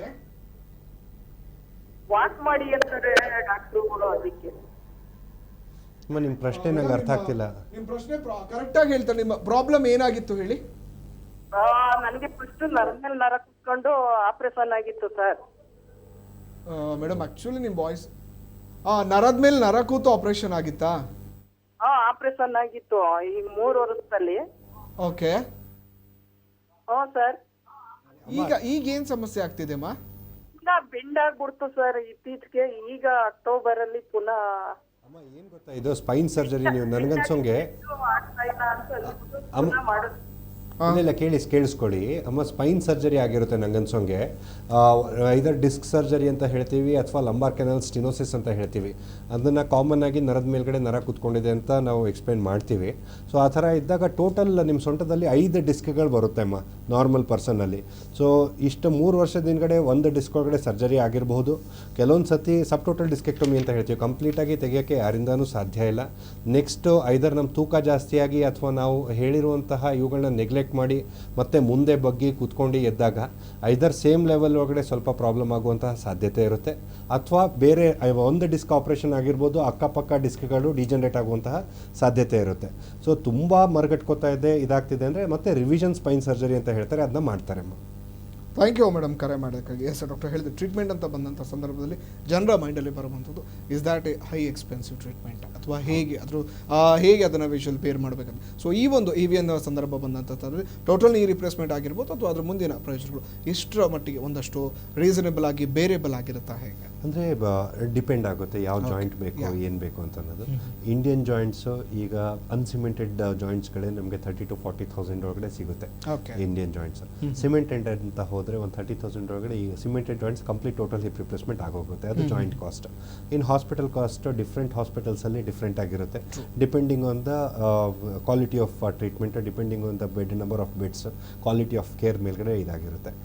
ಮೇನ್ ಕಾಸ್ಟ್ ಆಗೋದು ಅದು ಜಾಯಿಂಟ್ ಏನು ಹಾಕ್ತಾ ಇದ್ದೀವಿ ಅದರದ್ದು. ಈಗ ಇಂಪೋರ್ಟೆಡ್ ಜಾಯಿಂಟ್ಸ್ ಒಳಗಡೆ ನಿಮಗೆ 1,40,000 1,60,000 ತನಕನೂ ಜಾಯಿಂಟ್ಸ್ ಇದೆ. ಅಂದರೆ ಯಾವುದನ್ನು ಇದು ಮಾಡ್ತೀರಾ ಅದ್ರ ಮೇಲ್ಗಡೆ ಪೇಷಂಟ್ ಮೇಲೆ ಡಿಪೆಂಡೆಂಟ್. ಹೈ ಎಂಡ್ಗೆ ಹೋಗಿ ಅಂತ ಹೇಳಲ್ಲ, ಇಂಡಿಯನ್ಗೆ ಹೋಗಬೇಡಿ ಅಂತಲೂ ಹೇಳಲ್ಲ. ಬಟ್ ಏನು ಅಂತ ಹೇಳಿದ್ರೆ ಇಂಡಿಯನ್ ಜಾಯಿಂಟ್ಸ್ ಇನ್ನೂ ಡೇಟಾ ಬರಬೇಕು. ಮೆಡಿಕಲ್ ರಿಜಿಸ್ಟ್ರಿ ಡೇಟಾ ಇನ್ನೂ ಇಲ್ಲ, ಅವೈಲೇಬಲ್ ಇಲ್ಲ ಇಂಡಿಯನ್ ಜಾಯಿಂಟ್ಸ್. ಇಂಪೋರ್ಟೆಡ್ ಜಾಯಿಂಟ್ಸು 30-40 ಇಯರ್ಸಿಂದ ಇದೆ. ಸೊ ಈ ಜಾಯಿಂಟ್ ಇಷ್ಟು ವರ್ಷಕ್ಕೆ ನಾವೇನು 20 ಇಯರ್ಸ್ 25 ಇಯರ್ಸ್ ಅಂತ ಏನು ಇದು ಮಾಡ್ತೀವಿ ಅದು ನಮ್ಮ ಎಕ್ಸ್ಪೀರಿಯನ್ಸಿಂದ ಅಂತ ಹೇಳೋಕ್ಕಿಂತ ಈ ಮೆಡಿಕಲ್ ರಿಜಿಸ್ಟ್ರಿ ಡೇಟಾಯಿಂದ ಇರುತ್ತೆ. ಸೊ ಯಾವ ಜಾಯಿಂಟಿಗೆ ಬೇಕಾದ್ರೂ ಹೋಗ್ಬೋದು, ಅವರವರ ಇದರ ತಕ್ಕಂತೆ ಎಲ್ಲದನ್ನು ಎಕ್ಸ್ಪ್ಲೇನ್ ಮಾಡ್ತೀವಿ. ಕಾಫಿ ಟೇಬಲ್ ಅಪ್ರೋಚ್ ಥರ, ಅಂದರೆ ಇದು ಮೆನು ಅಂತ ಏನು ಕೊಡ್ತೀವಿ ಆ ಥರ ನಿಮ್ಗೆ ಯಾವ್ದು ಬೇಕೋ ಅದನ್ನು ಚೂಸ್ ಮಾಡ್ಬೋದು. ವಿ ಕ್ಯಾನ್ ಹೆಲ್ಪ್ ಔಟ್ ಆ ಥರ. ಅಂದರೆ ಸಿರಮಿಕ್ ಆನ್ ಸಿರಮಿಕ್ ಬರುತ್ತೆ, ಸಿರಮಿಕ್ ಆನ್ ಪಾಲಿ ಬರುತ್ತೆ, ಈಗ ಮೆಟಲ್ ಆನ್ ಪಾಲಿ ಬರುತ್ತೆ, ಅಂದರೆ ಬಾಲ್ ಮೆಟಲ್ ಇರುತ್ತೆ, ಕಪ್ ಪಾಲಿಥೀನ್ ಇರುತ್ತೆ, ಅಥವಾ ಸಿರಮಿಕ್ ಬಾಲ್ ಬರುತ್ತೆ. ಆ ಥರದ್ದು ಹಲವಾರು ವಿಂಗಡಣೆಗಳಿದೆ. ಸೊ ಆ ಥರ ಡಿಪೆಂಡಿಂಗ್ ಆನ್ ಸಿರಮಿಕ್ ಲೇಟೆಸ್ಟ್, ಅಂದರೆ ಇದನ್ನೇ ನಾವು ಇದನ್ನ ಪಿಂಗಾಣಿ ಅಂತ ಏನು ಹೇಳ್ತೀವಿ, ಅದರೊಳಗಡೆ ಹೈ ಗ್ರೇಡ್ ಪಿಂಗಾಣಿ ಅದು, ಅಂದರೆ ರಿಸರ್ಚ್ ಪಿಂಗಾಣಿ ತುಂಬ ಸ್ಮೂತ್ ಆಗಿರುತ್ತೆ. ಸೊ ಅದ್ರ ಎಲ್ಲಕ್ಕಿಂತ ಕಾಸ್ಟ್ಲಿಯೆಸ್ಟ್ ಅದು ಸದ್ಯಕ್ಕೆ. ಅದ್ರದ್ದು ಲೈಫ್ ಇನ್ನೂ ಜಾಸ್ತಿ ಇರುತ್ತೆ ಅಂತ ಥಿಯರಿಟಿಕಲಿ ಹೇಳ್ತಾರೆ. ಇನ್ನೂ ಆಗಿಲ್ಲ, ಇನ್ನೂ ಬಂದ್ಬಿಟ್ಟು 25 ಇಯರ್ಸ್ ಆಗಿಲ್ಲ ಅದು, but it is professed that it will last longer. Okay, ಇನ್ನು ಅಂಡರ್ ಸ್ಕೀಮ್ಸ್ ಅಲ್ಲಿ ಬರೋದಾದ್ರೂ ಕೂಡ ಕೆಲವೊಂದು ಇಂಥ ಸರ್ಜರಿಗಳನ್ನು ಕೂಡ ಬರುತ್ತೆ. ಓಕೆ, ಯಾಕಂದ್ರೆ ಸಾಕಷ್ಟು ಜನರಿಗೆ ಇರುತ್ತೆ, we have some government schemes ಆಗಿರ್ಬೋದು, ಇಂಥ ಅಂಡರ್ ಅಲ್ಲೂ ಕೂಡ ಬರುವಂತ. ಓಕೆ, ಇನ್ನು ಬಾನವಿ ಆಸ್ಪತ್ರೆಯಲ್ಲಿ ಈ ಒಂದು ಸಮಸ್ಯೆಗಳ ಕುರಿತಾಗಿ ಎಷ್ಟು ಅಪ್ಡೇಟೆಡ್ ಆಗಿರುವಂತಹ ಟ್ರೀಟ್ಮೆಂಟ್ಗಳು ಅವೈಲೇಬಲ್ ಇದೆ? ಎಲ್ಲ ಇದೆ, whatever is there we have everything. ಅಂದರೆ ಸಪ್ರೇಟಾಗಿ ಇದಿದೆ ಅಂತ ಹೇಳಿಲ್ಲ, ಕಾರ್ಡಿಯೋಥೊರಾಸಿಕ್ ಸರ್ಜರಿ ಬಿಟ್ಟು ಇದನ್ನು ಬಿಟ್ಟು ಇನ್ನು ಉಳಿದಿದ್ದವೆಲ್ಲ ನಮ್ಮ ಹತ್ರ ಇದೆ. ಕಾರ್ಡಿಯಾಲಜಿ, ಕಾರ್ಡಿಯೋಥೊರಾಸಿಕ್ ಸರ್ಜರಿ ಇವೆರಡನ್ನ ಬಿಟ್ಟು ಬೇರೆ ಡಿಪಾರ್ಟ್ಮೆಂಟ್ಸ್ಗಳಿದೆ. Thank you so much doctor Akash ಅವರೇ, ಇಷ್ಟೊತ್ತು ನಮ್ಮೊಂದಿಗೆ ಭಾಗವಹಿಸಿ ಕಾರ್ಯಕ್ರಮದಲ್ಲಿ ಕುರಿತಾಗಿ ಒಂದಷ್ಟು ಜನರಿಗೆ ಮಾಹಿತಿಯನ್ನು ತಿಳಿಪಡಿಸ ನಮ್ಮೊಂದಿಗೆ ಕೈ ಜೋಡಿಸ್ರಿ. Thank you so much for being. Thank you. Yes, ನೋಡೋದಲ್ಲ ವೀಕ್ಷಕರು, ನಿಜಕ್ಕೂ ಕೂಡ ಏನಿದೆ ಎವ್ಯಾಸ್ಕ್ಯುಲರ್ ನೆಕ್ರೋಸಿಸ್ ಅಂತ ನಾವು ಹೇಳ್ತೀವಿ, ಈ ಜಾಯಿಂಟ್ ಹಿಪ್ ಇದೆ, ಸಾಕಷ್ಟು ಜನರಲ್ಲೂ ಕೂಡ ಬೇರೆ ಬೇರೆ ವಿಧಗಳಲ್ಲೂ ಕೂಡ ಕಾಣಿಸಿಕೊಳ್ಳುವಂಥ ಸಾಧ್ಯತೆಗಳಿದೆ. ಆದರೆ early diagnosis is early treatment ಅಂತಾರೆ. ಎಷ್ಟು ಬೇಗ ನಾವು ಅದನ್ನು ಕಂಡು ಹಿಡಿದು ಅದಕ್ಕೆ ಸೂಕ್ತ ಚಿಕಿತ್ಸೆಯನ್ನು ಪಡೆದುಕೊಳ್ತೀವಿ ಅಷ್ಟು ಬೇಗ ಸಮಸ್ಯೆಗಳಿಂದ ಕೂಡ ಪಾರಾಗಬಹುದು. ಎಷ್ಟು ಡಿಲೇ ಮಾಡ್ತೀವಿ ಅಷ್ಟು ನಮ್ಮನ್ನು ಕೂಡ ಆರೋಗ್ಯ ಅಷ್ಟೇ ಹದಗೆಡ್ತಾ ಹೋಗುತ್ತೆ ಅಂತ ಹೇಳ್ತಾ ಇರುವಂಥದ್ದು. ಮುಂದಿನ ಸಂಚಿಕೆಯಲ್ಲಿ ಮತ್ತೊಂದು ವಿಚಾರದೊಂದಿಗೆ ನಾನು ನಿಮ್ಮನ್ನು ಭೇಟಿ ಆಗ್ತೀನಿ. ಅಲ್ಲಿವರೆಗೂ ನೋಡ್ತಾರೆ STL TV, ಸದಾ ನಿಮ್ಮೊಂದಿಗೆ.